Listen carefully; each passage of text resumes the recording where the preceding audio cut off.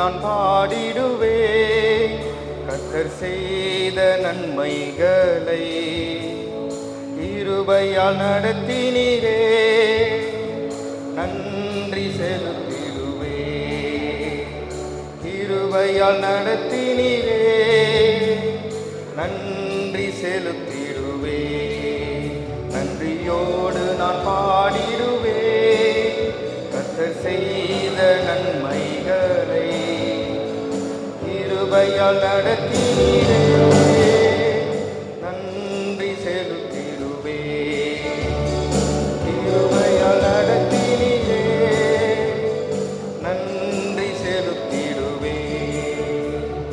இம்மட்டும் நடத்தினவர் இனியும் நடத்திடுவார். இம்மட்டும் நடத்தினவர் இனியும் நடத்திடுவார். கண்மணி போல காத்த இரட்சகர் கரம் தட்டி நடத்திடுவார். கண்மணி போல காத்த இரட்சகர் கரம் பற்றி நடத்திடுவார். நன்றியோடு நான் பாடிடுவேன் கர்த்தர் செய்த நன்மைகளை. கிருபையால் நடத்தினீரே நன்றி செலுத்திடுவேன். கிருபையால் நடத்தினீரே நன்றி செலுத்திடுவேன். நன்றியோடு நான் பாடிடுவேன் கர்த்தர் செய்த நன்மைகளை. கிருபையால் நடத்தினீரே நன்றி செலுத்திடுவேன். கிருபையால் நடத்தினீரே நன்றி செலுத்திடுவேன். தடைகள் வந்த போதும் தாங்கியே நடத்தினீரே. தடைகள் வந்த போதும் தயவால் நடத்தினீரே. தடைகளை நொறுக்கி வழிகளை திறந்து தேவனே உம்மை துதிப்பேன். தடைகளை நொறுக்கி வழிகளை திறந்து தேவனே உம்மை துதிப்பேன். நன்றியோடு நான் பாடிடுவேன் கர்த்தர் செய்த நன்மைகளை. கிருபையால் நடத்தினீரே நன்றி செலுத்திடுவேன். கிருபையால் நடத்தினீரே நன்றி செலுத்திடுவேன். எப்பக்கம் நெருக்கப்பட்டோம் மடியாமல் காத்து கொண்டீர். எப்பக்கம் நெருக்கப்பட்டோம் மடியாமல் காத்து கொண்டீர். நெருக்கத்தை பெருக்கமாய் மாற்றினீரே தேவனே உம்மை துதிப்பேன். நெருக்கத்தை பெருக்கமாய் மாற்றினீரே தேவனே உம்மை துதிப்பேன். நன்றியோடு நான் பாடிடுவேன் கர்த்தர் செய்த நன்மைகளை. கிருபையால் நடத்தினீரே நன்றி செலுத்திடுவேன். கிருபையால் நடத்தினீரே நன்றி செலுத்திடுவேன். குறைவுகள் வந்த போதும் குறுகாமல் காத்து கொண்டீர். குறைவுகள் வந்த போதும் குறுகாமல் காத்து கொண்டீர். நன்மையும் கிருபையும் தொடர செய்து தேவனை உம்மை துதிப்பேன். நன்மையும் கிருபையும் தொடர செய்து தேவனை உம்மை துதிப்பேன். நன்றியோடு நான் பாடிடுவேன் கர்த்தர் செய்த நன்மைகளை. கிருபையால் நடத்தினீரே நன்றி செலுத்திடுவேன். கிருபையால் நடத்தினீரே நன்றி செலுத்திடுவேன்.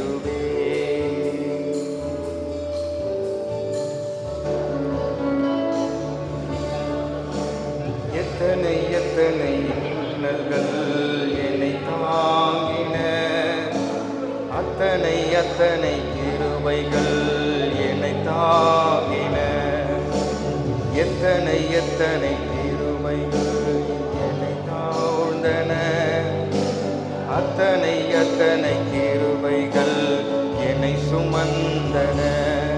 இமைக்குள் கண்கள் போல் என்னை காத்திட்ட தேவன், சிப்பிக்குள் முத்து போல் என்னை காத்திட்ட தேவன். இமைக்குள் கண்கள் போல் என்னை காத்தனல் தேவன், சிற்பிக்குள் முத்து போல் என்னை காத்தனல் தேவன். எத்தனை எத்தனை இன்னல்கள் என்னை தாக்கின. அத்தனை அத்தனை கிருபைகள் என்னை தாங்கின.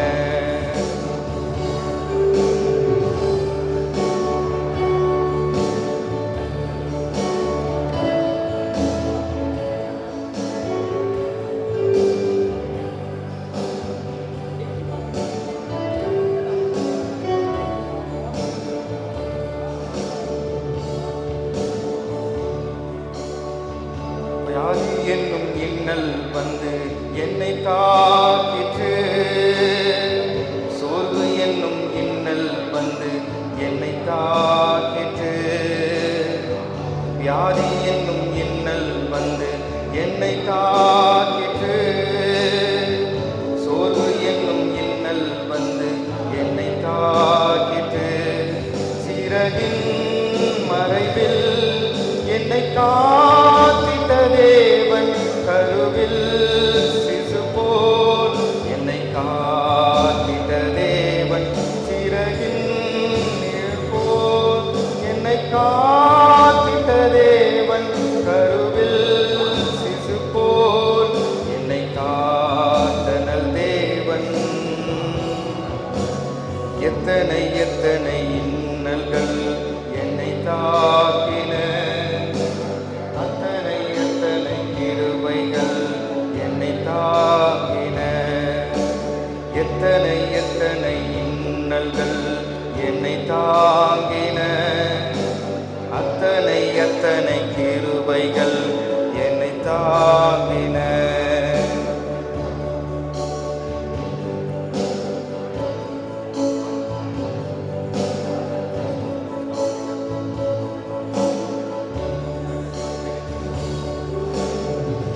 தோல்வி என்னும் இன்னல் வந்து என்னை தாக்கிற்று. பாவம் என்னும் இன்னல் வந்து என்னை தாக்கிற்று. தோல்வி என்னும் இன்னல் வந்து என்னை தாக்கிற்று. பாவம் என்னும் இன்னல் வந்து என்னை தாக்கிற்று.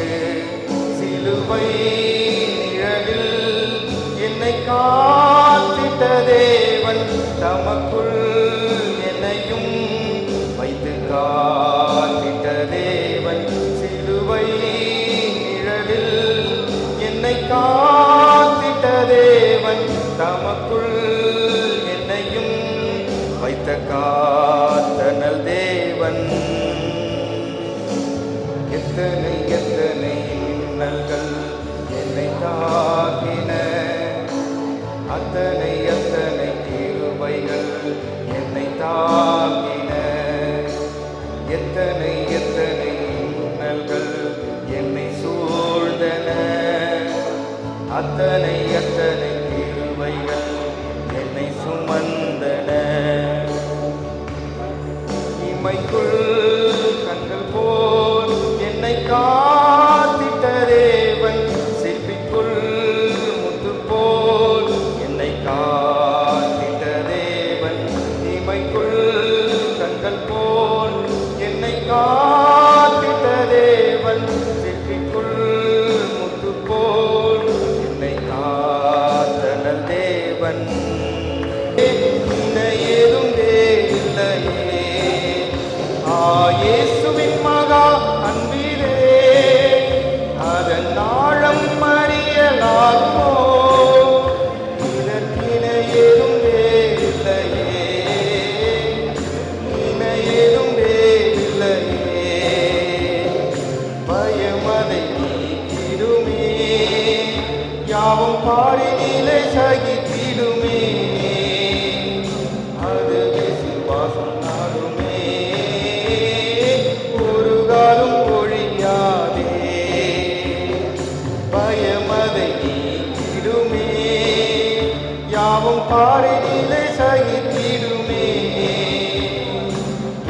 விசுவாசம் நாடிடுமே, அன்பு ஒரு காலும் ஒழியாதே.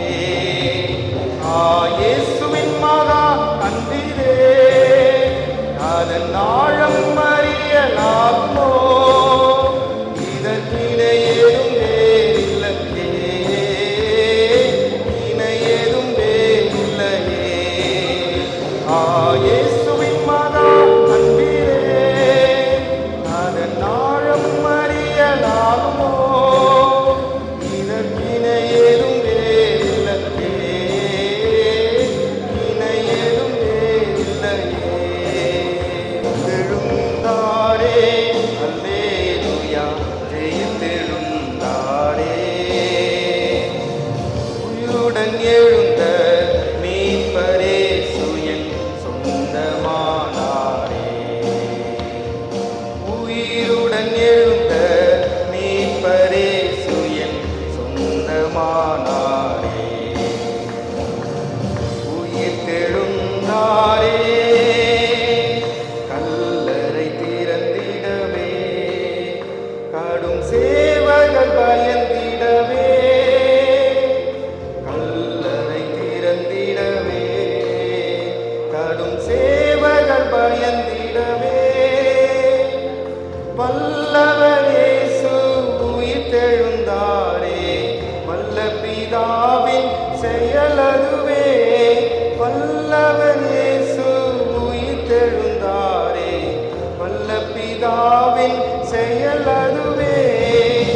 உயிர்த்தெழுந்தாரே அல்லேலூயா, ஜெயித்தெழுந்தாரே. உயிருடன் எழுந்த மீட்பரேசு என் சொந்தமானாரே. உயிருடன் எழுந்த மீட்பரேசு என் சொந்தமானாரே.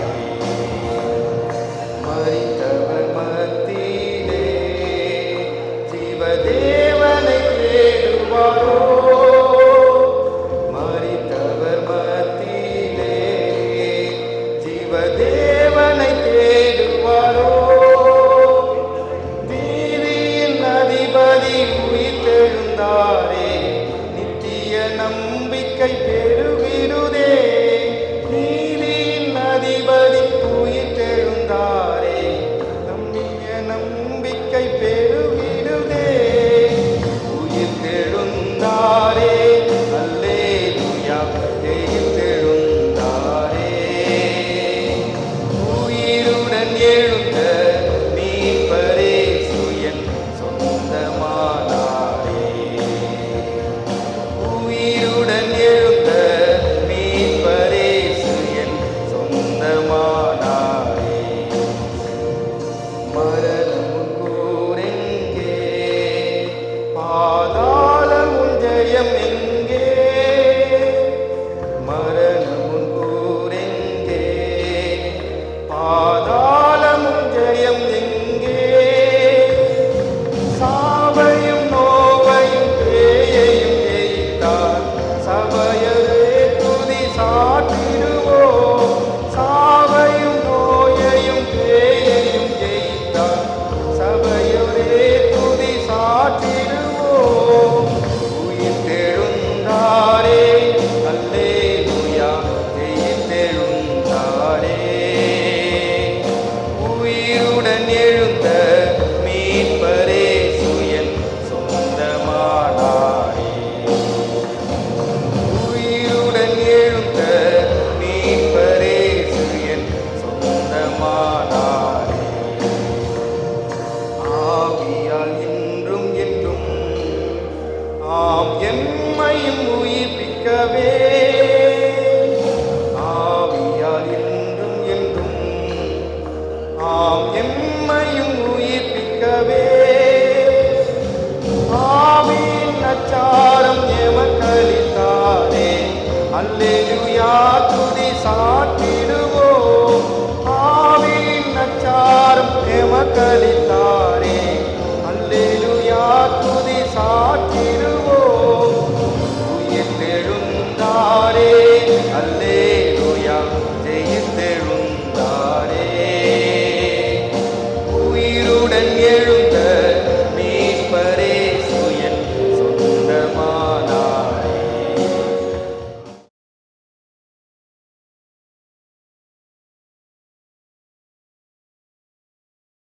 திருச்சபை மக்களே, உங்கள் அத்தனை பேருக்கும் என்னுடைய அன்பான காலை வணக்கங்களையும் தோத்திரங்களையும் தெரிவித்துக் கொள்கின்றேன். தமிழ் சுவிசேஷ லுத்தரன் திருச்சபையினுடைய இந்த பெங்களூர் குருசேகரத்திற்கு ஒரு இளைஞனாக இளைஞர் இயக்க மாநாட்டில் கலந்து கொள்ள நான் வந்திருக்கிறேன். அதற்கு பிறகு அதே மாநாட்டினுடைய கவியரங்கத்திலே கலந்து கொள்ள வந்திருக்கிறேன். நீண்ட இடைவெளிக்கு பிறகு இந்த வளாகத்திற்கு கொண்டு வந்த கர்த்தருக்கு நான் நன்றி செலுத்துகிறேன். இந்த அரிய வாய்ப்பை எனக்கு கொடுத்த ஆயருக்கு நன்றி செலுத்துகிறேன். மென்ஸ் ஃபெலோஷிப்பினுடைய பொறுப்பாளர் அண்ணன் பிரபாகரன் 2 மாதமாக எனக்கு பாடம் நடத்தி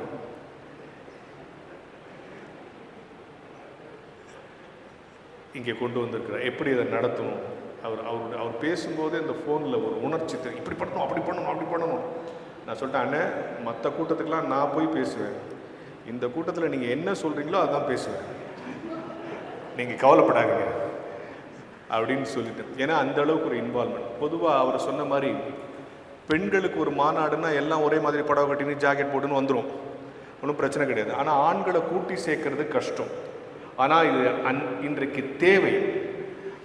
ஹியூமன் ரிசோர்ஸ், ஆண்களுடைய சக்தி வெவ்வேறு விடயங்களில் விரயமாகி கொண்டிருக்கிறது.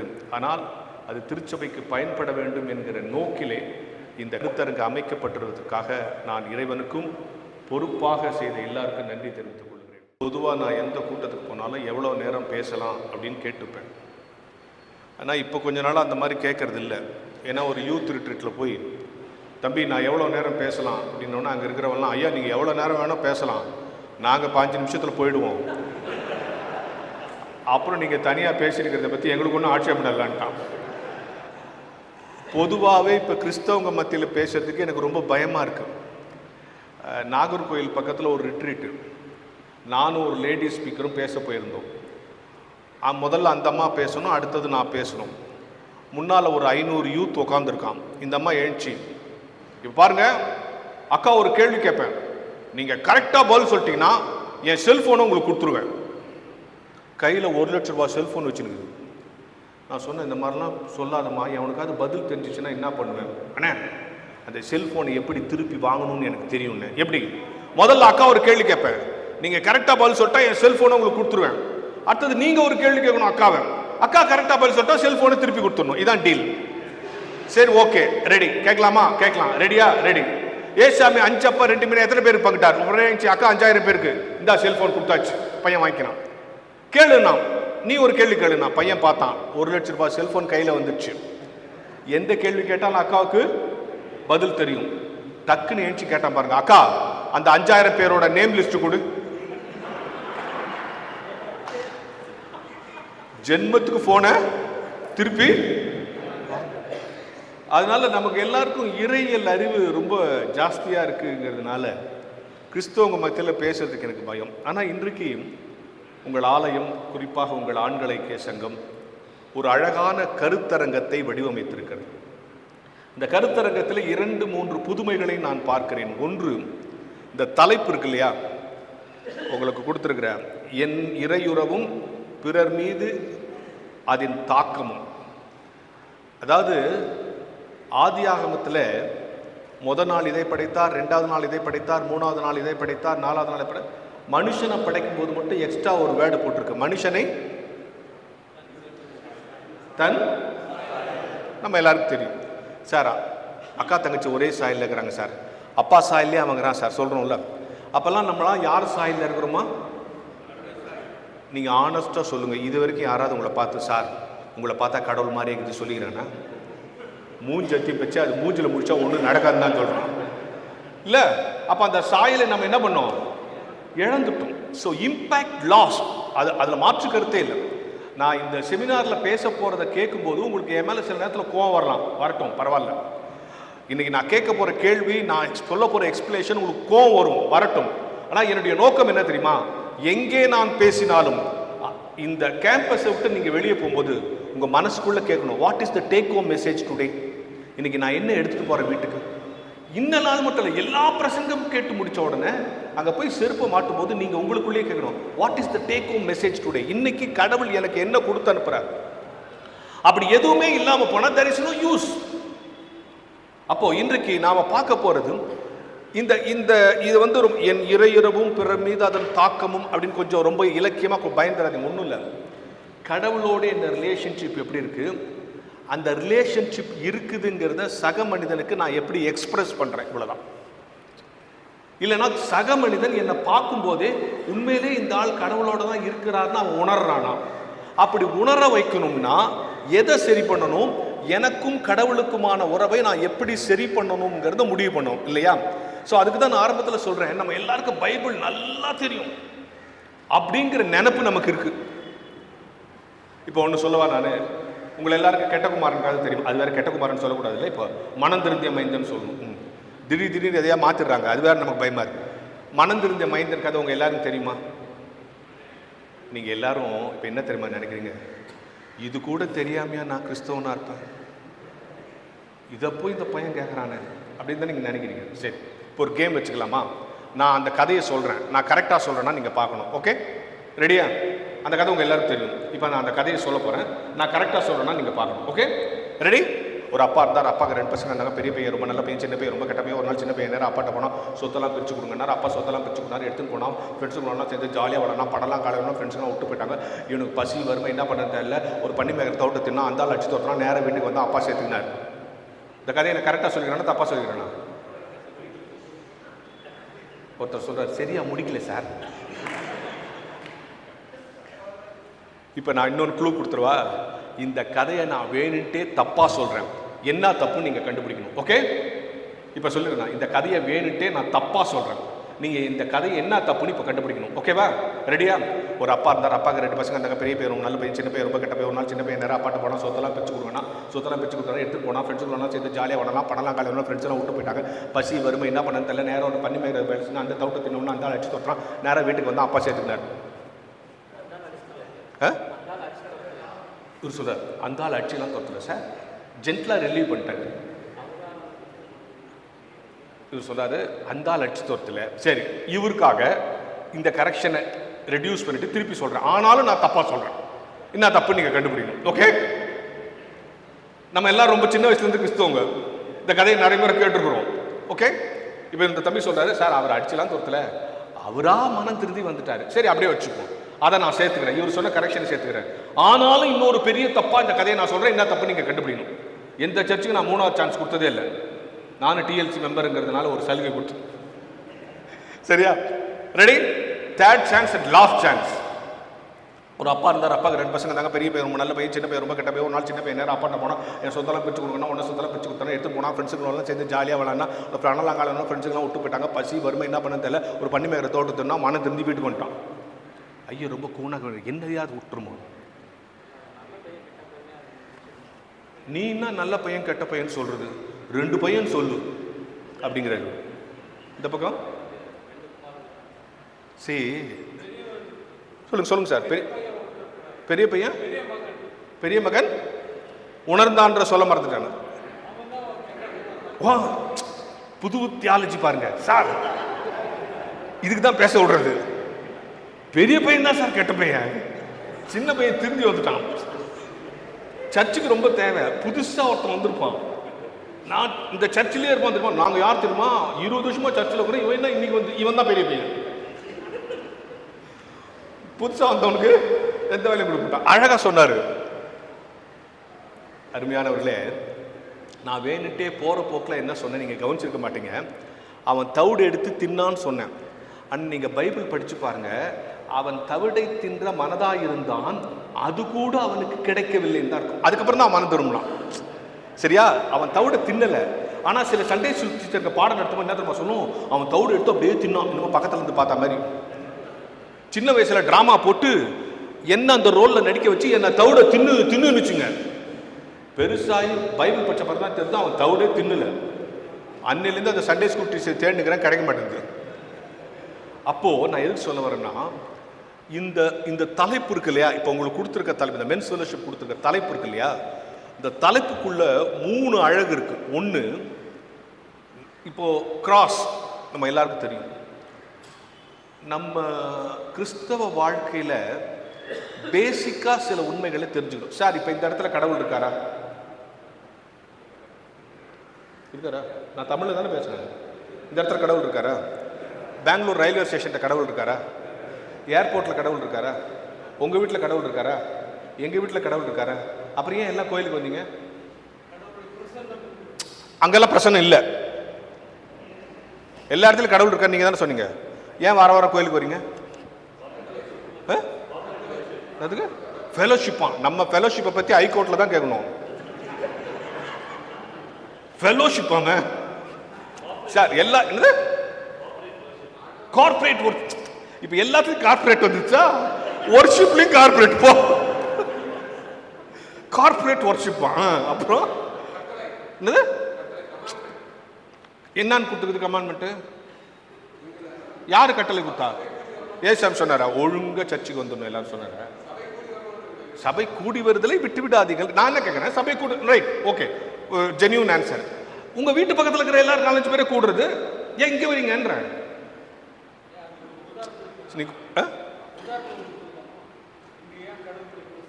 சொல்லுங்கயா.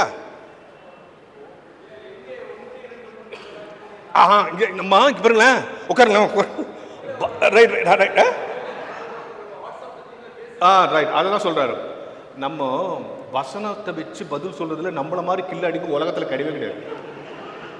இந்த மார்னிங் சர்வீஸில் கூட்டம் ரொம்ப வழியும். ஈவினிங் சர்வீஸ் இருக்கா? இங்கே இருக்கா? எங்கள் சர்ச்சில் ஈவினிங் சர்வீஸில் அங்கே ஒன்று உட்காந்துக்கும். அதுவும் வீட்டில் மருமகத்தொல்லை தாங்காமல் கொஞ்ச நேரம் சர்ச்சில் உட்காரலான்னு அந்த கேஸா.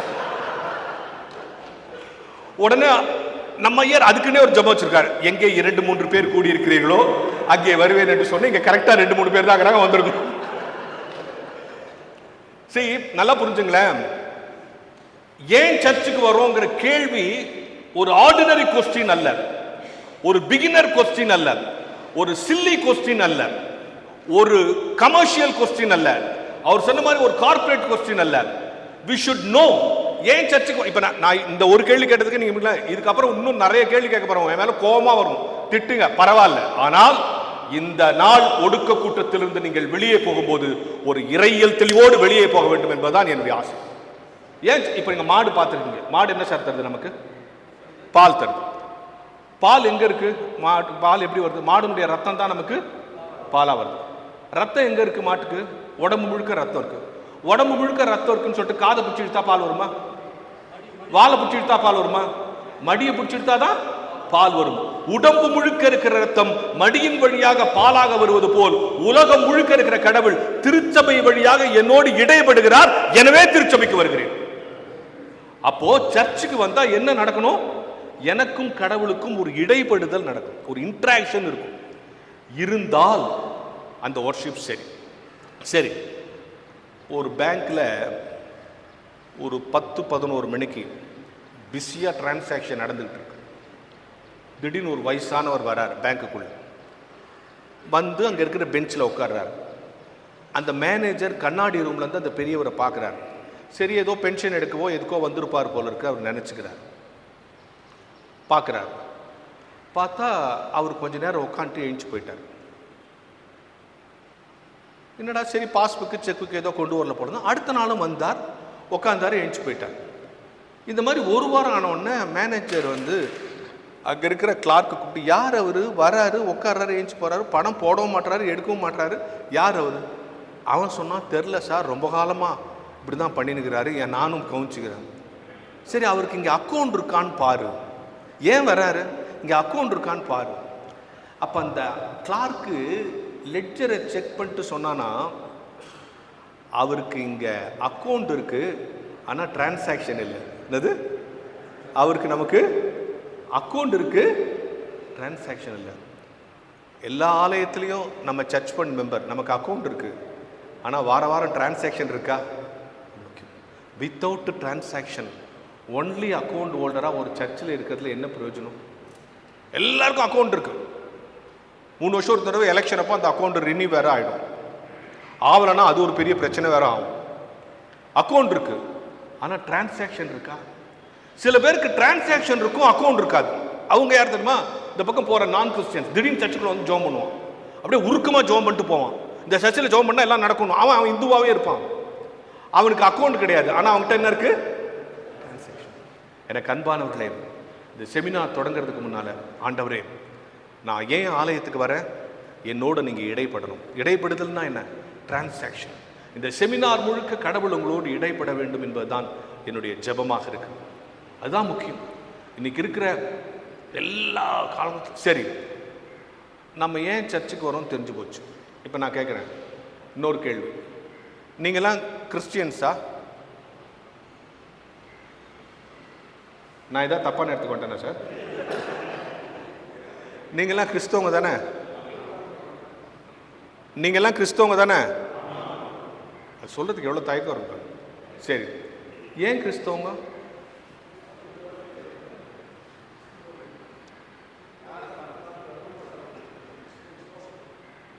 விசுவாசிப்பதால் கிறிஸ்தவங்க. ஐயர் சொல்றாரு ஞானசானம் எடுத்துட்டோம் சார், அதனால் நாங்கள் கிறிஸ்தவங்க.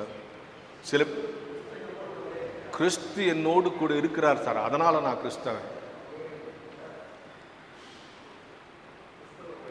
உங்கள் கிறிஸ்தவ வழிபாட்டில் கலந்து கொள்கிறேன், எனவே நான் கிறிஸ்தவன். சரி, இந்த ஆன்சரெல்லாம் தப்பு இல்லை, ஆனால் இந்த ஆன்சரெல்லாம் முழுமையான சரியும் இல்லை. நான் ஏன் கிறிஸ்தவங்க பேர் வச்சிருக்கிறதுனாலையோ, இங்கே மெம்பர்ஷிப் வச்சிருக்கிறதுனாலையோ, நிறைய வசனங்கள் தெரிவதாலேயோ, பல்வேறு பொறுப்புகளில் இருப்பதாலேயோ, கிறிஸ்தவ அடையாளங்களை தரித்து கொண்டிருப்பதாலேயோ, கிறிஸ்தவ சடங்காச்சாரங்களை சரியாக பின்பற்றுவதாலேயோ, கிறிஸ்தவ உறவுகளோடு இருப்பதாலேயோ, கிறிஸ்தவ நிகழ்வுகளில் மட்டும் கலந்து கொள்வதாலேயோ, கிறிஸ்தவ மக்களோடு மட்டும் உறவு கொள்வதாலேயோ நான் கிறிஸ்தவன் அல்ல. அப்போ நான் ஏன் கிறிஸ்தவன்? இப்போ புரிஞ்சுங்க. இந்த உலகத்தில் சயின்ஸ் தோற்று போகிற இடம்னு 3 இருக்கு. நம்பர் 1 உலக படைப்பு. இது வரைக்கும் எந்த சயின்டிஸ்டாவது இத்தனாம் தேதி இப்படி உலகம் தோன்றுச்சுன்னு சொல்லியிருக்கானா? இப்படி இருக்கலாம், இப்படி இருக்கலாம், இப்படி இருக்கலாம் சொல்கிறானே தவிர எந்த சயின்டிஸ்டாவது இத்தனாம் தேதி இப்படி உலகம் தோற்று சொல்லியிருக்கானா? அப்போ சயின்ஸ் தோற்று போகிற முதல் இடம் எது? உலக படைப்பு. சயின்ஸ் தோற்று போகிற 2வது இடம் எது தெரியுமா? இயேசு கிறிஸ்துவின் பிறப்பு. கன்னி வயிற்றில் குழந்தை பிறக்கும்னு சயின்ஸ் ஒத்துக்குமா?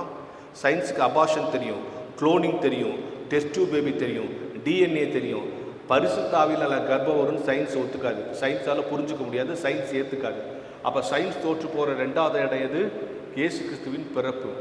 சயின்ஸ் தோற்று போகிற 3வது இடம் எது தெரியுமா? இயேசு கிறிஸ்துவின் உயிர்த்தெழுதல். இருக்கிற வரைக்கும் டாக்டர் ட்ரீட்மெண்ட் கொடுப்பான், போன பிறகு என்ன சொல்லுவான்? அவ்வளோதான் சார், ட்ரை பண்ணோம், சாரின்னு சொல்லிடுவான். அதனால் மெட்ராஸில் ஒருத்தவங்களுக்கு இருந்தா போச்சான்னு தெரியாமல் 75 நாள் ட்ரீட்மெண்ட் கொடுத்தான். 2-3 பேருக்கு தெரியுது அது யாருன்னு. உங்கள் ஊருக்கும் அவங்களுக்கும் ரொம்ப சம்மந்தம் இருக்கிறதுனால தமிழ்நாட்டு மக்களுக்கெல்லாம் அதான் டவுட்டு, போன பிறகு உள்ளே வந்துச்சா, உள்ளே வந்து போச்சா, இதுக்கு எது பதில் சொல்லணுமோ அது உள்ளே போயிட்டு வந்துடுச்சு. சரி விடுங்க, அது வேற கதை. அப்போ சயின்ஸ் தோற்று போகிற 3வது இடம் தெரியுமா? இயேசு கிறிஸ்துவின் உயிர்த்தெழுதல். அப்போ சயின்ஸ் தோற்று போகிற 3 இடம் எது சொல்லுங்க? உலக படைப்பு, இயேசு கிறிஸ்துவின் பிறப்பு. நீங்களும் நானும் ஏன் தெரியுமா கிறிஸ்தவங்க? சயின்ஸே ஒத்துக்காத இந்த 3 விஷயத்தையும் எவன் ஒத்துக்கொள்கிறானோ, எவன் விசுவாசிக்கிறானோ அவனெல்லாம் கிறிஸ்தவன். சயின்ஸே ஒத்துக்காத இந்த 3 விஷயத்தை ஆம் என் கடவுள் செய்தார் என்று எவன் விசுவாசிக்கிறானோ அவனெல்லாம். அதனால தான் வார வாரம் விசுவாச பிரமாணம் சொல்றீங்களா இல்லையா? சொல்றோம்ல, சொல்றீங்களா? என்ன சொல்றீங்க? வானத்தை பூமி படைச்சார்னு விசுவாசிக்கிறேன், கன்னிமரி இடத்துலேருந்து பிறந்தார்னு விசுவாசிக்கிறேன், பொதி பிலாத்துக்கு கீழ் பாடுபட்டார்னு விசுவாசிக்கிறேன், மருத்து சொல்றீங்கல்ல. ஏன்? இதுதான் பேஸ். இதனால தான் இது உலகம் ஒத்துக்காதரா, சயின்ஸ் ஒத்துக்காதரா, பட் நான் இது விசுவாசிக்கிறேன், அவன் தான் கிறிஸ்தவன். ஸோ கிறிஸ்டியானிட்டியினுடைய பேஸ் இருக்கு பார்த்தீங்களா? இதை புரிந்து கொள்வது தான் கிறிஸ்தவ வாழ்க்கையில் சரியா இருக்கு. இன்னைக்கு என்ன நடக்குன்னா, எதுவும் இப்போ மெட்ராஸ்லாம் காலைல 8 மணிக்கு யார் வீட்டுக்காவது போனீங்கன்னா, மெட்ராஸ்ல ஏன் பெங்களூர்ல கூட 8 மணிக்கு யார் வீட்டுக்காவது போங்க, வீட்டுக்குள்ளே ஓடிக்கிட்டே இருப்பான் இல்லை? அதான் அந்த வீட்டில் ஸ்கூலுக்கு போகிற ஒரு குழந்தை நினச்சி வச்சுங்க, ஷூவை காணும், சாக்ஸை காணும், டையை காணும், அதை காணும், இதை காணும். சில தாய்மார்க்க குழந்தைக்கு சோறு விட்டுறது போது ஜென்மத்துக்கு சாப்பிட மாட்டேங்க, அப்படி போட்டு தின்னு தின்னு தின்னு தின்னு ஆட்டோக்காரன் வந்துட்டான் தின்னு ஆட்டோ வரைக்கும் தொறிஞ்சுக்கிட்டே போய் டூட்டி ஒரு நாள் வருமா அவசரத்தில் ஆட்டோக்காரனை கூட்டிடுச்சு. அவன் சாப்பிட்டுட்டு நாளைக்கு வரட்டு மாட்டான். இந்த டையை போட்டு இப்படி இறுக்கி கட்டி அந்த குழந்தைய கொண்டு ஆட்டோக்குள்ளே திடிச்சு அந்த ஆட்டோ கொண்டு போய் ஸ்கூலுக்குள்ளே கொட்டி அங்கே ஒரு மிஸ் இருக்குள்ள கொஞ்சம் கீப் குவாய்ட்டுணும். குழந்தைங்க பேசணும்னு தான் நம்ம ஸ்கூலுக்கு அனுப்புகிறோம். அதனால தான் 3:30 மணிக்கு தமிழ்நாடு முழுக்க எல்லா தமிழ்நாடு பெங்களூர் முழுக்க இருக்க எல்லா ஸ்கூல் வாசல் நின்று பாருங்க, பெல் அடிச்சோன்னா எல்லா பேரும் தீ பிடிச்ச வீட்டுக்குள்ளேருந்து தப்பிச்சு ஓடிற மாதிரி ஓடிடுவோம். வந்துடும் எவனாவது நின்று நிதானமாக வந்து பார்த்துருக்கீங்களா? அதே காலையில் ஸ்கூலுக்குள்ள போகும்போது சாவுட்டுக்குள்ளே போகிற மாதிரி போவோம். பிடிக்கல. அப்போது ஒரு விஷயத்தை தெரிஞ்சுக்கிறது. சரி, இன்னும் இப்போ ஏன் கோயிலுக்கு வரேன்னு தெரிஞ்சிச்சு, நான் ஏன் கிறிஸ்தவன் தெரிஞ்சிச்சு. இப்போ ஒரு கேள்வி கேட்க போகிறேன், 3வது கேள்வி. சரியா?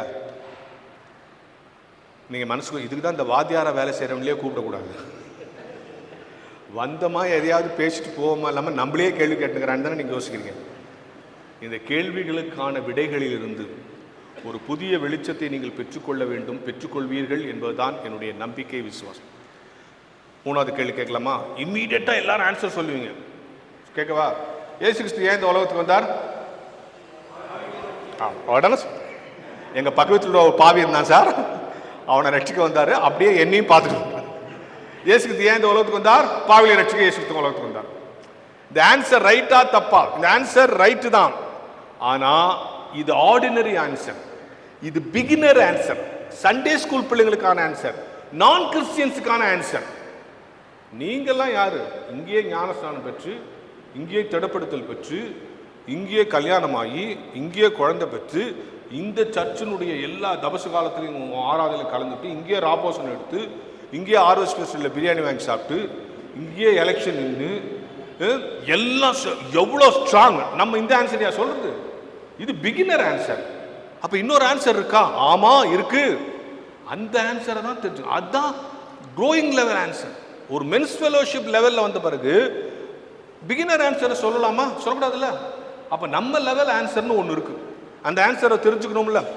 நான் ஏன் இப்படி ஒரு லெசன் நடத்துற மாதிரி ஒரு கேள்வியா கேட்டு ஒரு பதிலாக சொல்றேன்னா, இறை உறவு இருக்கு இல்லையா?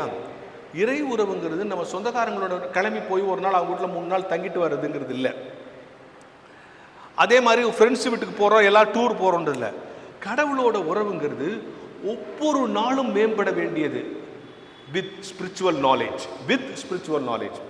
தினம் தினம் இறை உறவில் நீ வளர வேண்டும், இறையியல் அறிவோடு வளர வேண்டும். இன்னைக்கு தினம் இறையியல் உறவோடு இருக்கிறவங்க இருக்காங்க. டெய்லி சர்ச்சுக்கு போங்க, ஃபாஸ்டிங் ப்ரே, அந்த ப்ரே, அவங்களாம் இருப்பாங்க. பட் ஆக்சுவல் கிறிஸ்டியன் நாலேஜ் இருக்கு பார்த்தீங்களா? நான் யாரு, கடவுளுக்கு நான் யாரு அப்படிங்கிறது தெரிஞ்சு. அப்போ கடவுள் இயேசு கிறிஸ்து ஏன் இந்த உலகத்துக்கு வந்தார்? நம்ம எல்லாரும் சொல்றோம் பாவங்களை ரட்சிக்க வந்தார். அந்த ஆன்சர் தப்பு இல்லை. ஆனால் நான் என்ன சொல்றேன், அது பிகினர் ஆன்சர். நான் கிறிஸ்டியன்ஸுக்கு சொல்ல ஆன்சர் சாதாரண ஆன்சர். அப்போ என் ரியல் ஆன்சர் என்ன? இந்த ஆன்சரை தெரிஞ்சுக்கிட்டாதான் என் கடவுளுக்கு நான் எவ்வளோ முக்கியம், அவர் என்னை எவ்வளோ நேசிக்கிறாருங்கிறது தெரியும். கடவுள் ஆதாமையும் ஏவாளையும் படைச்சார். 2 பேரும் பாவம் பண்ணிட்டாங்க. சரியா? Creation was failure.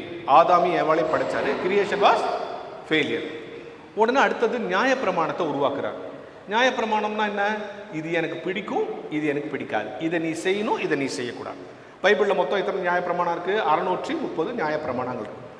இந்த நம்மால் தான் ஒரு ரூல் போட்டு அதுக்கு லூப் ஹோல் கண்டுபிடிச்சிடுவான்ல. இந்த 630 நியாயப்பிரமாணத்துக்கு லூப் ஹோல் கண்டுபிடிச்சிட்டோம். அவ்வளோத்துக்கும் சொல்ல முடியாது. ஒரு நியாயப்பிரமாணத்துக்கு சொல்ல கேளுங்க.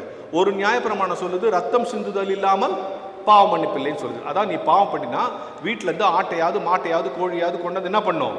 பலி செலுத்தணும். நம்மால் எல்லாம் பண்ணா வீட்டிலேருந்து எடுத்துட்டு வந்தா செல்லாது, நாங்கள் கோயிலில் மந்திரிச்சு வச்சிருப்போம், அதை தான் வாங்கணும்ட்டான். அதில் தான் ஏசி சாட்டை எடுத்து அடித்தாங்க. அப்போ நியாயப்பிரமாணம் ஆல்சோ ஃபெயிலியர். 3வது தீர்க்கதரிசிகளை உருவாக்குறாரு. தீர்க்கதரிசிகள்னா யாரு? பின்னால நடக்கிறத முன்னால சொல்றவங்க. அவங்கள எப்படி நம்மால் யூஸ் பண்ணிட்டான் தெரியுமா? ஜோசியக்கார மாதிரி யூஸ் பண்ணிட்டான். என் ஆடு காணும், மாடு காணும், எங்க இருக்குது பார்த்து சொல்லுங்க. நீங்க பைபிளை படிச்சீங்க. அப்ப தீர்க்கதரிசிகள் ஆல்சோ ஃபெயிலியர். இப்ப எத்தனை ஃபெயிலியர் ஆச்சு சொல்லுங்க?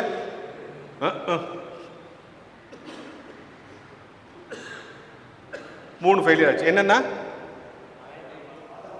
படைப்பு தோத்து போச்சு, நியாயப்பிரமாணம் தோத்து போச்சு, தீர்க்க தரிசனம் தோற்று போச்சு. 4வது சர்ச்சை உருவாக்குறார். Search also failure. எப்படி தெரியுமா? இப்போ நீங்கள் இங்கே உட்காந்துருக்கீங்க இல்லையா, ஆல்டராக பார்க்குறீங்க. பழைய ஏற்பாட்டு காலத்தில் இப்படி பார்க்க முடியுமா? பார்க்க முடியும். நடுவில் ஒரு பெரிய திரை சீலை போட்டிருக்கும். நம்ம ஐயர்லாம் இடுப்பில் ஒரு கருப்பு கயிறு கட்டுறாங்க தெரியுமா? அது எது கட்டுறாங்க? அந்த பேண்ட் கைண்டு ஊந்துடாமல் இருக்கிறதுக்கா? எது கட்டுறாங்க அந்த கயிறு? அந்த காலத்தில் பிரதான ஆசாரியருடைய ட்ரெஸ்லாம் பெரிய அங்கி மாதிரி தொங்கும், அது ஓரத்தில் மணிமணியாக இருக்கும். இந்த ஸ்க்ரீனுக்கு அப்புறம் பரிசுத்தமாக அவர் போய் உள்ள பூஜை செஞ்சார்னா இந்த மணி ஆடும், சத்தம் கேட்கும். பரிசுத்தம் இல்லாமல் போனார்னா அங்கேயே செத்துருவார். இந்த கயிறு கேட் வரைக்கும் இருக்கும், அந்த பாடியை இழுக்கிறதுக்காக அந்த கயிறு கேட் வரைக்கும் இருக்கும். அடடா, இப்படி தெரிஞ்சிருந்தா நம்ம இருக்க கூட பெரிய பெரிய கயிறாக கட்டி விட்டுருக்கலாமே அப்படின்னு தான் நீங்கள் யோசிக்கிறீங்க. அப்போ சர்ச் ஆல்சோ ஃபெயிலியர். இப்போ எத்தனை ஃபெயிலியர் ஆச்சு சொல்லுங்க, என்னென்ன சொல்லுங்க? Super super. தீர்க்க தரிசனம். எனக்கு மெட்ராஸ் யூனிவர்சிட்டியில் ஒரு ஃப்ரெண்ட் இருக்கான், அசோக் குமார்னு. அவன் பிஹெச்டி பண்ணான். எதில் தெரியுமா பிஹெச்டி பண்ணான்? நம்ம வீட்டில் ஃபிஷ் டேங்கில் கலர் கலர் மீன் வளர்ப்போம்ல, அந்த மீனுங்களை பற்றி பிஹெச்டி பண்ணான். நான் அவன்கிட்ட சொன்னேன், ஏன்டா ஒரு வஞ்சிர மீன் வவா மீனில் பிஹெச்டி பண்ணாலும் பிரயோஜனம் இது, இந்த மீனில் போய் பிஹெச்டி பண்ணுறியான்னா அவன் சொன்னான், அருள் பிரகாஷ் உனக்கு தெரியாது, இந்த மீன் என்ன கலரில் பிறக்கணுமோ அந்த கலரில் நான் பிறக்க வைப்பேன், எத்தனை நாள் வாழணுமோ வாழ வைப்பேன், என்ன சைஸ் வரணுமோ வைப்பேன், அவ்வளோ எனக்கு தெரியும்ட்டான். அப்படியா, சரி ரைட்டுன்னா அதில் ஆராய்ச்சி பண்ணி பிஹெச்டி கொடுத்துட்டாங்க. எதில் ஆராய்ச்சி பண்ணி? எந்த மீனில் ஆராய்ச்சி பண்ணி? ஃபிஷ் டேங்க் மீனில் கலர், அதில் ஆராய்ச்சி பண்ணி பிஹெச்டி கொடுத்துட்டாங்க. ஒரு நாள் அவன் வீட்டுக்கு போகிறேன், இப்படி கன்னத்தில் வச்சு அந்த மீன் தொட்டியை பார்த்துனே உட்காந்துக்கிறான். என்ன ஆச்சு அசோக்குமார், என்ன விஷயம்னு? இல்லை காலையிலேருந்து பார்க்குறேன், இந்த எல்லோ ஃபிஷ் மட்டும் சாப்பிட மாட்டேங்குது, என் ஆராய்ச்சி மூலையெல்லாம் யூஸ் பண்ணி பார்த்துட்டேன், அது ஏனோ தெரில காலையில் சாப்பிட மாட்டேங்குதுன்னா. அப்போ நான் அவன்கிட்ட சொன்னேன், அசோக்குமார் அந்த மீன் சாப்பிட்ணுன்னா ஒரே ஒரு வழி தான் இருக்குது, நீ மீனா மாதிரி தொட்டிக்குள்ளே போனால் தான் அது நடக்கும். The same thing happen in salvation process. படைப்பு தோற்று போச்சு, நியாயப்பிரமாணம் தோற்று போச்சு, தீர்க்க தரிசனம் தோற்று போச்சு, சர்ச்சு தோற்று போச்சு, இனிமேல் சும்மா இருக்க முடியாது, என் பிள்ளையை காப்பாற்றுறதுக்கு நானே வரேன். இயேசு கிறிஸ்து இந்த உலகத்துக்கு வந்தார். இப்போ சொல்லுங்க, இயேசு கிறிஸ்து ஏன் இந்த உலகத்துக்கு வந்தார்? இத்தனை முயற்சிகள் எடுத்து தோற்ற பிறகு சலிச்சு போல, விரக்தி அடையல, சே இவ்வளோ எடுத்தோம் தேராதுன்னு விட்டுருல. நம்ம ஸ்கூல்ல வாத்தியார் பசங்களை சொல்றான், நீ தேர மாட்டடா, எவ்வளோ டெஸ்ட் வச்சு பார்த்த தேர மாட்டேன்றோம். ஏன் நம்ம சொந்த பிள்ளைங்களே சொல்றேன், எவ்வளோ புத்தி சொல்லி சொல்றா திருந்த மாட்டேன்னு சொல்றோம். ஆனால் 4 முயற்சிகள் எடுத்து தோற்ற பிறகும் என் கடவுள் எனக்காக வந்தார். இப்போ சொல்லுங்க, இப்போ சொல்லுங்க, இயேசு கிறிஸ்து ஏன் வந்து வந்தானா பாவிகள் லட்சிக்கு வந்தான்னு சாதாரணமாக சொல்லிட்டு போயிருந்தா? இதுக்கு பின்னால் இப்படி ஒரு பிப்ளிக்கல் ஹிஸ்டரி இருக்கு. இதை தெரிஞ்சுக்கணும்ல. இதை தெரிஞ்சுக்கிட்டாதான் என் கடவுளுக்கு நான் எவ்வளோ ப்ரெஷியஸ், அவர் என்ன எவ்வளோ நேசிக்கிறாருன்னு தெரியும். அப்போ நம்ம 3 கேள்விக்கு இங்கே ஆன்சர் பார்த்துருக்கோம். என்னென்ன பார்த்துருக்கோம்? ஏன் கோயிலுக்கு வரும், நான் ஏன் கிறிஸ்தவன், இயேசு கிறிஸ்து ஏன் இந்த உலகத்துக்கு, 3 கேள்விக்கு. 2வது கடைசி இப்போ அடுத்த ஒரு கேள்வி. இப்போ குட் ஃப்ரைடே நடந்துச்சு இல்லையா? 7 வார்த்தை பிரசங்கெல்லாம் நடந்துச்சா இல்லையா? ஒரு பிரசங்கம் கேட்குறதே கஷ்டம் இல்லை? இல்லை 7 பிரசங்கம். எங்கள் ஊர் பகுதியில் ஒரு சர்ச்சில் ஒரே ஐயர் 7 வார்த்தை பேசுவார். நான் கேட்டேன், ஏன் நீங்களே 7 வார்த்தை பேசுறீங்க, வேற யாரையா கூப்பிடக்கூடாதுன்னு. அவரில் வீட்டில் தான் நான் 1 வார்த்தை பேச முடியல, சர்ச்சில் கூட 7 வார்த்தை பேசக்கூடாது. சரி, அவர் பிரச்சனை அவருக்கு, நம்ம அது ஒன்றும் பண்ண முடியாது. இந்த 7 பிரசங்கம் முடிஞ்ச உடனே இயேசு கிறிஸ்து தலையில் ஒப்புவித்தார் அப்படின்னு சொல்லுவோம். ஒன்று ஐயர் சொல்கிறாரு, இயேசு கிறிஸ்து சாத்தானை ஜெயித்தார், மரணத்தை ஜெயித்தார், சாத்தானை ஜெயிச்சிட்டார். இல்லை, சிலுவையில் சாத்தானை ஜெயிச்சிட்டார், மரணத்தை ஜெயிச்சிட்டார். இல்லை, குட் ஃப்ரைடே அன்னைக்கு அப்படி தானே சொல்கிறாங்க, சாத்தானை ஜெயிச்சிட்டார், மரணத்தை, சிலுவையில் சாத்தானை ஜெயிச்சிட்டார். அப்போ சாத்தான் க்ளோஸ், தோத்துட்டான், ஓடி போயிட்டான். அப்போ இப்போ நமக்கு சாத்தான் இருக்கக்கூடாதுல்ல. இப்போ இருக்கிறான் இவன் யாரு? என் மேலே கோபமாக தானே வருது. ஆமான்ற ஒருத்தன், ஆமாம் சார், வெள்ளிக்கிழமை குட் ஃப்ரைடே அன்னைக்கு சாத்தான சிலுவையில் ஜெயிச்சிட்டான்னு உங்கள் ஐயர் சொன்னாரா இல்லையா? சாத்தான் க்ளோஸ்ன்னு சொன்னாரா இல்லையா? க்ளோஸ் தானே. இப்போ நமக்கு சாத்தான் இருக்கான்ல, இவன் யார்? அவனோட வாரிசா? இல்லை அவர் ஜெயிக்காமல் கொஞ்சம் பேலன்ஸ் வச்சுட்டாரா? இப்போ உங்களுக்குலாம் சாத்தான் இருக்கா இல்லையா? ஒருத்தர் சொல்றாரு, எங்களுக்கு இப்போ இருக்கிற ஒரே சாத்தான் நீ தான்யா, சீக்கிரம் முடி. அவங்க நினச்சி நிற்கிறோம். கொஞ்ச நேரம் நாமளும் பாதத்தில் உட்காந்து இந்த குடும்பத்தை நடத்துறதுக்கு, இந்த சமுதாயத்தை நடத்துறதுக்கு, இந்த திருச்சபையை நடத்துறதுக்கு, என் நிறுவனத்தை நடத்துறதுக்கு, அப்பா எனக்கும் உமக்கும் உள்ள உறவை ஸ்ட்ரெங்தன் பண்ணணும்னு கேட்கறதுக்கு கடவுள் இந்த ஆலயத்தின் மூலமாக ஒரு வாய்ப்பை உங்களுக்கு கொடுத்திருக்கிறார். அந்த வாய்ப்பை நீங்கள் இழந்துவிடக்கூடாது என்பதிலே நான் மிக கவனமாக இருக்கிறேன். இன்றைக்கு காலையில் நான் கண்ணீர் சிந்தி ஜெபித்து விட்டு வந்தேன். சாமி, இது ஒரு அற்புதமான ஆப்பர்ச்சுனிட்டி. நான் உலகம் இருக்கிற எல்லா டினாமினேஷன் டிஎல்சிக்கெல்லாம் ரொம்ப ரேர் நான் போகிறது. இந்த ஆலயத்தில் இப்படி ஒரு முயற்சி, இந்த முயற்சிக்காக இவர்கள் எடுக்கிற பிரயாசம். ஆக இன்னைக்கு நாம 4 கேள்விக்கு ஆன்சர் பார்த்துக்கோம். ஃபர்ஸ்ட் செஷன்ல என்னன்னா, நம்ம ஏன் சர்ச்சுக்கு வரோம், நான் ஏன் கிறிஸ்தவன். உங்களுக்கு ஒரு நோட்டு கொடுத்து அதில் அண்ணன் பின்னால் இடம்லாம் கொடுத்து ஒரு பேனா வேற கொடுத்து நாங்கள்லாம் மனசுலேயே எழுதிப்போம் சார். ரொம்ப சந்தோஷம். ஆனால் எனக்கு இந்த குறிப்பெடுக்கிறத பார்க்கறது கூட எனக்கு நம்பிக்கை இல்லை. ஏன்னா எங்கள் வீட்டில் டிவியில் சமையல் குறிப்பு போட்டால் உடனே எழுதுவாங்க. இருங்க பருப்பு எவ்வளோ போடணும், இருங்க புளியை ஒரு நாள் கூட சமைச்சு கொடுத்ததில்லை. நான் கேட்பேன், மாஞ்சி நோட்ஸ் எடுக்கிற, ஒரு நாளும் சமைச்சு கொடுக்க மாட்டேன்னா அங்கே சமைத்து பாருன்னு தான் போட்டுக்குது, சாப்பிட்டு பாருன்னு போட்டுக்குதா அப்படின்னு. ஆனால் நீங்கள் குறிப்பெடுக்கலனாலும் பரவாயில்ல. எனக்கு தேவை என்ன தெரியுமா, இந்த சமுதாயத்தில் இன்னைக்கு கிறிஸ்தவர்கள் மிகப்பெரிய அச்சுறுத்தலில் இருக்கிறார்கள் என்பதை தாண்டி மிகப்பெரிய உண்மைகளை அறிந்து கொள்ள வேண்டிய கட்டாயத்தில் இருக்கிறார்கள். நீ நானும் ஆர்டினரி பர்சன் கிடையாது. நான் யாரு, நாம் யாரா இருக்கிறோம், கடவுள் நம்மளை யாரா வச்சிருக்காரு, நம்ம இன்னும் யாரா இருக்கிறோங்கிறத அடுத்த செஷனில் நம்ம பார்க்க போகிறோம். சரியா? ஆக இந்த முதல்ல இதை பேசி வச்சு, எனக்கும் கடவுளுக்கும் இறை உறவு ஸ்ட்ரெங்தன் பண்ணணும்னா சில பேசிக் ஃபார்முலா எனக்கு தெரியணும். அதுதான் நான் ஏன் சர்ச்சுக்கு வரேன், நான் ஏன் கிறிஸ்தவன், இயேசு கிறிஸ்து ஏன் இந்த உலகத்துக்கு வந்தார், இந்த சாத்தான் யார், இதெல்லாம் கிளியர் ஆனாதான் எனக்கும் கடவுளுக்குள்ள உறவு ஸ்ட்ரெங்தன் ஆகும். ஆகவே இந்த முதல் வேளையில் உங்களோடு நான் பேசியிருக்கிற இந்த காரியங்களை நீங்கள் உள்வாங்கிக்கொள்ளுங்க. இது ரொம்ப வித்தியாசமாக அண்ணன் வடிவமைச்சிருக்காங்க.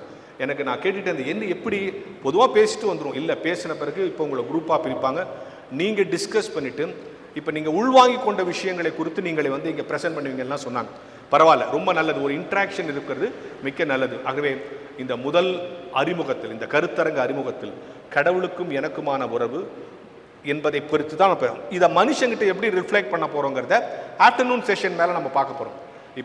இப்பொழுது இந்த முதல் உரையில் நான் உங்களுக்கு சொல்லியிருக்கிறத மீண்டும் சம்மரை பண்ணிடுறேன். ஏன்னு சொன்னால் இதுதான் பேஸ். இதை வச்சுட்டு தான் இன்றைக்கி முழுக்க நம்ம ட்ராவல் பண்ண போகிறோம். சரியா? நான் ஏன் சர்ச்சுக்கு வரேன், நான் ஏன் கிறிஸ்தவன், இயேசு கிறிஸ்து ஏன் இந்த உலகத்துக்கு வந்தார், எனக்கு இருக்கிற சாத்தான் யார், இந்த 4 கிளியர் ஆகிட்டோம்னா அடுத்து வர செஷன்லாம் ரொம்ப ஈஸியாக இருக்கும். ஒருவேளை உங்களுக்கு ரொம்ப நான் லெசன் நடத்துகிற மாதிரி, ரொம்ப லெக்சர் அடிக்கிற மாதிரி போர் அடிக்கிறதுனாலும் சொல்லிடுங்க. ஏன்னா என்னென்னா இந்த தலைப்புன்றது ரொம்ப ஆழமான அழகான தலைப்பு. சரியா? சில நேரத்தில் கிளாரிட்டி ஆஃப் ஸ்பீச் அது ரொம்ப முக்கியம். மெட்ராஸில் ஒரு இடத்துல எழுதி போட்டுக்கிறான், உங்களுக்கு எழுத படிக்க தெரியாதா, எங்களுக்கு எழுதி அனுப்புங்கள் சொல்லி தருகிறோம். கொஞ்சம் பேர் தான் சிரிக்கிறாங்க, மற்ற பேருக்குலாம் அது ரைட்டு மாதிரியே தெரியுது. அவனுக்கு தான் எழுத படிக்க தெரியாது, எப்படி எழுதி அனுப்பும்.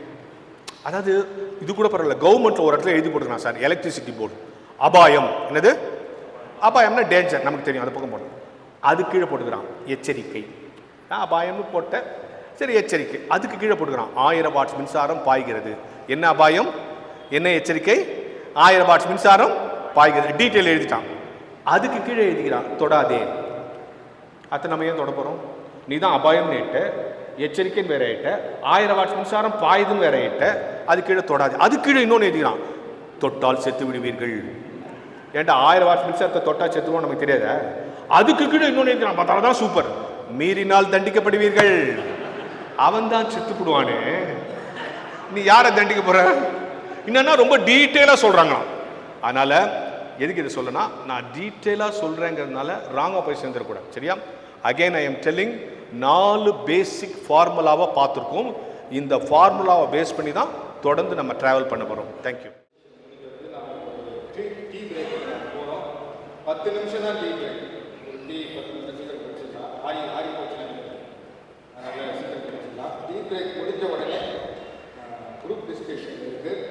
நீங்கள் பெற்ற அந்த புத்தகத்திலே 5 கலர் வண்ணங்கள் தனித்தனியாக கொடுத்துருக்கோம் இந்த இதில் நாட்டில். ஸோ நீங்களாக டீ குடிக்கிறப்போ உங்களுடைய கலர் யாரோ அவங்களோட சேர்ந்துக்கிட்டு டீ குடித்த பிறகு இந்த 4 காரியத்தை குறித்து நீங்கள் டிஸ்கஷன் பண்ணி வந்து நீங்கள் ஒரு குரூப்ல இருந்து ஒருத்தர் வந்து ப்ரெசென்ட் பண்ணணும். எத்தனை நிமிஷம்? ஒரு 3 நிமிஷம் தான். ஆமாம், 5 குரூப்பு, 5 கலர் இருக்கு. டீ முடிகிறப்ப பேசிட்டே அந்த குரூப்பை கண்டுபிடிச்சி டிஸ்கஸ் பண்ண ஆரம்பிச்சிருங்க. திரும்பி நாம் கூப்பிடுவோம். ஒரு குரூப்ல இருந்து ஒருத்தர் வந்து ப்ரெசென்ட் பண்ணணும். 3 minutes தான்.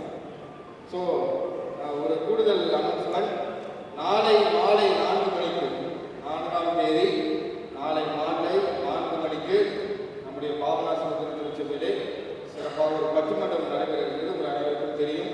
அதிலும் சிறப்பு செய்தவராக தலைவராக பிரகாசம் ஐயா, நடுவராக பட்டிமன்றத்தில் நடத்திருக்கிறார்கள். அதிலும் நீங்கள் கலந்து கொள்ளும்படி அன்பாக கேட்டுக்கொள்ளப்படுகிறீர்கள். ஐயா எங்கே வேலை செய்யறாங்க உங்களுக்கு தெரியுங்களா?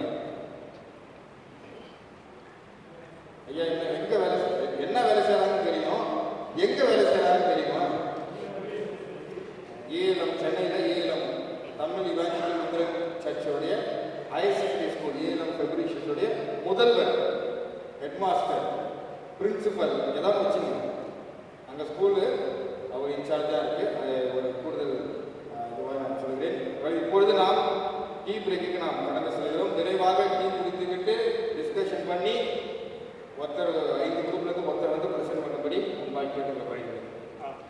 ஒரு சின்ன இது பிங்க் குரூப் இந்த பக்கம் இருக்கும். பிங்க் கலர் இந்த டை இது பண்ணியிருக்கிறது இந்த பக்கம் ஃபர்ஸ்ட். ரெட் இந்த சைட் இந்த ரோ, கிரீன் இந்த ரோ, ஆரஞ்சு இந்த ரோ, ப்ளூ பின்னால். புரிஞ்சுச்சா? திரும்பியும் சொல்கிறேன். பிங்க் ஃபர்ஸ்ட் இங்கே, ரெட் இங்கே 2வது குரூப், 3வது ஆரஞ்சு, கிரீன், ஆரஞ்சு, ப்ளூ பின்னால். உங்கள் டீம் நீங்களே போய் சேர்ந்து ஒரு சொன்ன பாயிண்ட்ஸை உங்கள் குரூப்பில் டிஸ்கஸ் பண்ணி டீ பிரேக் ஆன வரைக்கும் ஈச் டீம்லேருந்து ஒருத்தர் 3 நிமிஷம் யாரும் பிரசங்கம் பண்ணாதீங்க. ப்ளஸ் சில டைமில் வந்து மீட்டிங் இங்கே நடக்கும் போது சில பேர் வந்து கிட்டத்தட்ட 15 நிமிஷம் பேசுகிறாங்க. மற்றவங்களுக்கு சான்ஸ் இல்லாத காஃபி டீ வந்து அப்புறமா டிஸ்கஸ் பண்ணி 3 நிமிஷம் ஒர்க் பண்ணி. Thank you very much.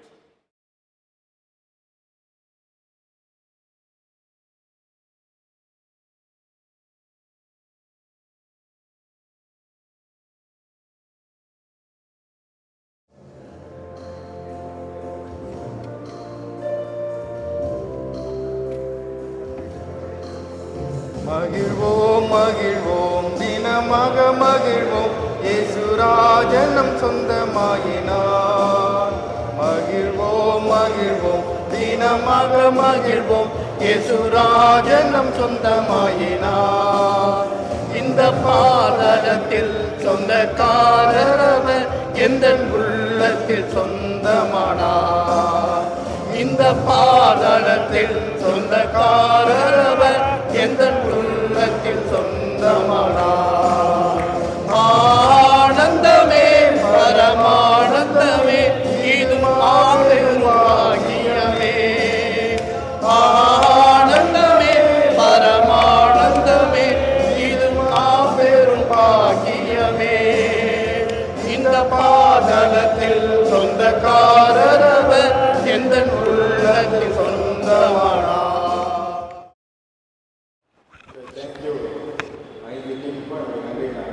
இப்பொழுது 2வது பகுதிக்காக நாம் செல்ல இருக்கின்றோம். இந்த 2வது பகுதி நடப்பதற்காக நம்மிடமிருக்கின்ற அதனுடைய அருள் பிரகாசம் தொடர்ந்து நமக்கு கருத்துரை வழங்குவார்கள். இல்லை மாட்டிக்கலாமா? இப்படி இல்லை சரி கையில் கொடுத்துக்கலாம். மீண்டுமாக இந்த 2வது அமர்வை உங்களை சந்திப்பதில் மகிழ்ச்சி அடைகிறேன். ஒரு ஐயா சொன்னார் வந்து ஒரு ஸ்பீக்கரை அழைக்கிற மணி. ஸோ அந்த கர்ப்ப கிரகத்தில் அடிக்கிற மணிங்கிறது கடவுளே ஒரு காது கேட்குதா அப்படிங்கிறதுக்கு. நம்ம கோயிலில் மடிக்கிற மணி I am waiting for you, வா, இது அழைப்பின் மணி. ஸோ அந்த 2 அது மாதிரி விசுவாசம்ங்கிற சொல்லுக்கு பொது மொழிபெயர்ப்பில் ஒரு அழகான சொல் போட்டிருக்கு. என்ன சொன்னா? பற்றுறுதி. பற்றுறுதி. நீங்க உங்களுக்கு பொது மொழிபெயர்ப்பு பிடிக்கலனாலும் இந்த சொல்ல நல்ல ஞாபகம் வச்சுங்க. ஏன்னா விசுவாசங்கிறது ஒரு விஷயம் இல்லை, 2 விஷயங்கள் அடங்கியது விசுவாசம். என்னன்னா பற்றி கொள்ளுதல், அப்புறம் உறுதியா இருத்தல். நம்ம எல்லாரும் பற்றி கொள்றோம், உறுதியா இருக்கிறதுல தான் ப்ராப்ளம் இருக்கு. ஓகே, நம்ம எல்லா விசுவாசம்னா என்ன? 2 ஆக்ஷன் சேர்ந்ததுதான் விசுவாசம். பற்றி கொள்ளுதல், உறுதியா இருத்தல். பற்றி கொள்ளுதல்ல நம்ம எல்லாரும் கிரேட், நம்ம எல்லாரும் விசுவாசம் பற்றி. ஆனா உறுதியா இருக்க முடியாதபடி இந்த கேட்டுக்கு வெளியே போனோம்னா நிறைய சிச்சுவேஷன் வருது. எங்க சர்ச்சில் ஒருத்தன் பயங்கரமான ஆக்சிடென்ட் ஆன ஒன்று ஐசியூவில் கொண்டு வச்சுட்டாங்க. உடனே முதல் நாள் அவனை போய் நான் பார்க்குறேன். என் ஃப்ரெண்டு பார்த்து, வாருண் பிரகாஷ், கடவுள் தான் என்னை காப்பாற்றினாரு, இல்லைன்னா நேரத்துக்கு போய் சேர்ந்துருக்காரு. ஐசியூவில் கிரிட்டிக்கல் 3 நாள் ஆச்சு. ஆர்டினரி ஐசியூ கொண்டு வந்துட்டாங்க. அப்போ போகிறேன். நான் மட்டும் அந்த பிரேக்கை பிடிக்கலன்னா பிரச்சனையாக இருக்கும். நான் வயசாக பிரேக்கை பிடிச்சிட்டேன், அதனால தான் தப்பிச்சாங்க. கொஞ்ச நாள் கழிச்சு ஆர்டினரி வார்டு வந்துட்டான். இப்போ போய் பார்க்குறேன். நான் நேக்கா திருப்பினேன், நம்மலாம் அவ்வளோ சீக்கிரம் மாட்டுவோமா? ஐசியூல இருந்த என்ன சொன்னா, அவர் இதான் இந்த பற்றி கொள்ளுதல் ஈஸி, அதுல உறுதியா இருக்கிறது கஷ்டம். ஏற்றுக்கொள்ளுதல் ஈஸி, அதை உள்வாங்கிக் கொள்வது கஷ்டம். ஏசு கிறிஸ்துவை ஏத்துக்கோ ஏத்துக்கோ ஏத்துக்கோன்னு எல்லா பிரசங்கையாரும் சொல்றாங்களே, எனக்கு அது பிடிக்கவே பிடிக்காது. அவருமா விலை போகாத சரக்கு மாதிரி ஏசு கிறிஸ்துவை வாங்கிக் கொள்ளுங்கள் எல்லாம் அட்வைஸ். ஏசு கிறிஸ்துவை ஏற்றுக்கொள்ள வேண்டாம், புரிந்து கொள், அண்டர்ஸ்டாண்ட் பண்ணு. அவர் அக்செப்ட் பண்ணணும் முக்கியமல்ல, முதல்ல அவர் அண்டர்ஸ்டாண்ட் பண்ணு. அப்ப விசுவாசம் என்பது மிக முக்கியம். எப்படிப்பட்ட விசுவாசம் அதான் முக்கியம். விசுவாசம் கேஷுவலா சொல்லிட்டு போறோம். இப்ப குட் ஃப்ரைடே முடிஞ்சோடனே ஈஸ்டர் சர்வீஸ் நடந்திருக்கும் இல்ல? எல்லா ஈஸ்டர் சர்வீஸ் என்ன பாட்டு பாடுவீங்க? இயேசு உயிர்த்தெழுந்தார் பாடுனீங்களா? சுத்தமா பாடும். ஒரு சர்ச்சில் இயேசு உயிர்த்தெழுந்தார் சத்தமா பாடினதாங்க. திடீர்னு ஒரு 10 தீவிரவாதி துப்பாக்கி எடுத்து உள்ள வந்துட்டான். உள்ள ஏய் லாஸ்ட் பெஞ்சில் இயேசு உயிர்த்தெழுந்தார் யாரா பாடினது? அவன். நான் இந்த பக்கம் போயினே இருந்தேன் சார், சர்ச்சு திறந்துச்சு, அதனால உள்ள வந்து உட்காந்தேன், மற்றபடி ஒரு உயிர்த்தெழுந்த பற்றி எனக்கு ஒன்றும் தெரியாதுன்ட்டான். 2 ரூபா முன்னால் ஒன்று பார்த்துக்கிட்டான். ஏசு உயிர்த்தெழுந்தா நீ பாடினியா? அவன் சொன்னது பேர் என்கிட்ட பாட்டுக்கு கூட இல்லை, அவங்க பாடுறாங்க, நான் சும்மா உட்காந்துக்கிறேன், மற்றபடி அவர் உயிர்த்தெழுந்த பற்றி நமக்கு ஒன்றும் தெரியாதுன்ட்டான். முதல் ரோல் உட்காந்து பார்த்தோம். ஏசு உயிர்த்தெழுந்தா நீ பாடினியா? அவரு சார் நான் கமிட்டி மெம்பர், உண்டியல் எடுக்கணும், அதனால உட்காந்துக்கிறேன், மற்றபடி அவர் உயிர்த்தெழுந்த பற்றி நமக்கு ஒன்றும் தெரியாது. நேரம் கொயர் மாசம் தான். ஏசு உயிர்த்தெழுந்தா நீ பாடினியா? அவன் பேர் கொயர் மாசம் இந்த பாட்டை சொல்லி கொடுத்தாரு, அதனால பாடுறோம், ஏதாவது கேட்காதுன்னா அவர் கேளு, அவர் உயிர்த்தெழுந்த பற்றி நம்மள ஒன்றும் கேட்காதுன்ட்டான். நேரம் பாஸ்டர் தான். ஐயா ஏசு உயிர்த்தெழுந்தா நீங்க பண்ணீங்களா? அவரு பிஷப் இந்த பாட்டை பாட சொல்லி சர்ச்சில் ஆரம்பிச்சுக்கிறார் சார், மற்றபடி அவர் உயிர்த்தெழுந்த பற்றி நம்மள கேட்காது. கடைசியில் ஒரு சின்ன பொண்ணு, அங்கிள் நான் தான் பாடினேன், நீ தான் பாடினியா? யார் சொல்லி கொடுத்தா? எங்க சண்டே ஸ்கூல் அக்கா சொல்லி கொடுத்தாங்க. உங்க அப்பா அம்மா எங்க? நீங்க உள்ள வந்தோன்னா அவங்க வெளியே விட்டாங்க, அதுவும் ஜன்னல் வெளியே என்ன கூட வந்து கூப்பிட்டுக்கிறாங்க. இப்ப ஏசு உயிர்த்தெழுந்தா நீ பாடினியா? ஆமா அங்கிள் நான் தான் பாடினேன். நீ ஒத்துக்கிறீங்க? ஆமா அங்கிள் ஒத்துக்கிறேன். யார் சொல்லி கொடுத்தா? எங்க சண்டே ஸ்கூல் அக்கா சொல்லி கொடுத்தாங்க. ஏசு உயிர்த்தெழுந்தா நான் பாடுறேன் அங்கிள். இத்தனை பேர் மறுதளித்த போது அந்த சின்ன குழந்தை ஒத்துக்கொண்டதுக்கு காரணம் என்னன்னா, தன் உயிர் மீது அதற்கு பயம் இல்லை. எனக்கு அன்பானவர்களே, ஃபேனுக்கு கீழே ஏசி ரூம்ல சொபிஸ்டிகேட்டடா உட்கார்ந்து இயேசு உயிர்த்தெழுந்தார்னு சொல்றது விசுவாசம் இல்ல. உங்கள் முகத்துக்கு நேராக துப்பாக்கி நீட்டும் போது ஆம் இயேசு கிறிஸ்து உயிர்த்தெழுந்தார் என்று எவன் சொல்கிறானோ அவன் தான் விசுவாசம். அப்படி சொல்லணும்ல, ஈஸியா சொல்றது கஷ்டம். அப்ப விசுவாசம்னா என்னன்னா, ஸ்ட்ரகிள் வரும்போது எக்ஸ்போஸ் பண்றது. விசுவாசம் சும்மா சொல்றது இல்ல. கஷ்ட நேரத்தில் ஐசியூவில் துப்பாக்கி நீட்டும் போது சில பேருடைய, ஒரு அம்மா ஸ்கூலுக்கு போனோம், அவங்க ஸ்கூலுக்கு போக 4 hours ஆகும். ஏன்னா அவங்க வீட்டுக்கு முன்னால ஒரு மலை இருக்கு. இந்த மலை இல்லைன்னா 1/2 hourல ஸ்கூலுக்கு போயிடும். இந்த மலையை சுற்றி போறதுனால எவ்வளவு நேரம் ஆகுது? 4 hours ஆகும். இப்போ எவனோ ஒருத்தன் நம்மள மாதிரி ஆள் இந்த மாட்ட சொல்லிக்கிறான், பைபிள்ல போட்டுக்குது, கடுகளவு விசுவாசத்தோட மலையை பார்த்து நீ என்னமா ஒன்று அந்தமா அப்படியான்னு சொல்லிட்டு ஒரு நாள் லீவ் போட்டு அதை சத்துக்கு கால் வந்து ஜெபம் பண்ணுது. என்ன ஜெபம்? பாலாத இருக்கும், நம்மளால அங்கே இருக்கும், கால் வந்து ஜெபம், சாயந்தரம் ஜெபம், நைட்டெல்லாம் ஜெபம், அடுத்த நாள் கால் அப்படியே ஜெபம் பண்ணினே ஏஞ்சி ட்ரெஸ்லாம் பண்ணின்னு ஸ்தோத்திரம் ஸ்தோத்திரம் ஸ்தோத்திரம் தோட்டு கதவை திறந்தா அந்த மலை அங்கேயே இருக்கு. உடனே இந்த அம்மா சொல்லிச்சான், எனக்கு அப்பயே தெரியுமே இது போகாதுன்னு. எப்பயே தெரியுமே? எப்பயே தெரியுமே? ஜெபம் போட்டதுக்கு முன்னாலே போவாதுன்னு முடிவு பண்ணிட்டு ஜெபம் பண்ணா போகுமா? நம்ம ஜெபம் அப்படிதான். ஜெபம் பண்ணிட்டு விசுவாசிக்கு ஜெபம் பண்ணோம்ல, நமக்கு தெரியுமா? போ அதை விடுங்க. ஒரு சர்ச்சு பக்கத்துல ஒரு சாராய கடை இருந்துச்சு. ஒன்னு அந்த சர்ச்சில் இருக்கிற எல்லாரும் போய் அந்த எம்எல்ஏ எம்பிட்ட எல்லாம் லெட்டர் கொடுத்தோம், எங்க சர்ச்சு பக்கத்துல சாராய கடை அது எடுக்கணும். ஒருத்தனும் கண்டுக்கல. உடனே அங்க பாஸ்டர் அவர் என்ன சொன்னார், ஏன் நம்ம உலகத்துக்கிட்ட போனோம், நம்மகிட்ட யார் இருக்கா? தேவாதி தேவன் நியாயாதிபதி இருக்கார், அவர்கிட்ட ஜெபம் பண்ணும். இன்னிலிருந்து 10 நாள் ஜபம். ஒரே ஒரு ப்ரேயர் ரிக்வஸ்ட், என்ன அந்த சாராய கடைங்கிருந்து போகணும், அதான் ஜபம். 10 நாள் ஜபம் பண்ணோம். Fasting prayer, link prayer, chain prayer, connective prayer, இன்னும் ப்ரேயர் இருக்கா ரகரகமாக எல்லா ப்ரேயரும் போயிட்டு 10ஆவது நாள் ப்ரேயர் பண்ணி முடிக்கிறான். அந்த சாராய கடை அப்படியே இடிஞ்சு விழுந்துச்சு. என்ன எல்லாம் அமைதியாக இருக்கீங்க? இதே வேற சர்ச்சா இருந்தால் லேலுவேன்னு கத்திருப்பாங்க. நம்ம இந்த மாதிரி கத்த மாட்டோம், நம்ம அடக்கமானவர்கள். ஆனால் தான் கடைசியில் நம்மளை அடக்கம் பண்ணிடுறாங்க. சரியா? 10ஆம் நாள் சாராய கடை இடிஞ்சு விழுந்தோடனே இந்த சாராய கடைக்காரன் என்ன பண்ணிட்டான், கோர்ட்டில் போய் கேஸ் போட்டான். இந்த சர்ச்சுக்காரங்க ஜெபம் பண்ணி தான் என் சாராய கடை இடிஞ்சு விழுந்துச்சு. ஒன்று கோர்ட்டில் இருக்கிறவங்க ஜட்ஜி என்ன பண்ணார், சர்ச்சை கூப்பிட்டார், வாங்க நம்மால் போனோம். ஐயா நாங்க ஜோம் பண்ணிலாம் அது உள்ளையா, நாம இந்த நார்மல் நிறைய காரியத்துக்கு ஜோம் பண்ணுவோம், அது நடக்காதுன்னு எங்களுக்கே தெரியுயா, எங்களுக்கு ஜோம் பண்றதுக்கு ஒரு பாயிண்ட் வேணும், அவ்வளவுதான் யா, மற்றபடி அது பில்டிங் வீக்கு அதனால விழுந்துச்சான்ட்டான். உன்னை ஜட்ஜி தீர்ப்பெழுதினாராம். என்ன தெரியுமா தீர்ப்பெழுதினாராம்?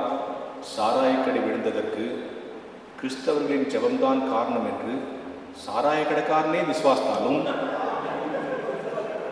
தங்கள் ஜெபம் காரணம் இல்லை என்று கிறிஸ்தவர்கள் விசுவாசிப்பதால் அவர்களை விடுதலை செய்து விடுகிறேன்.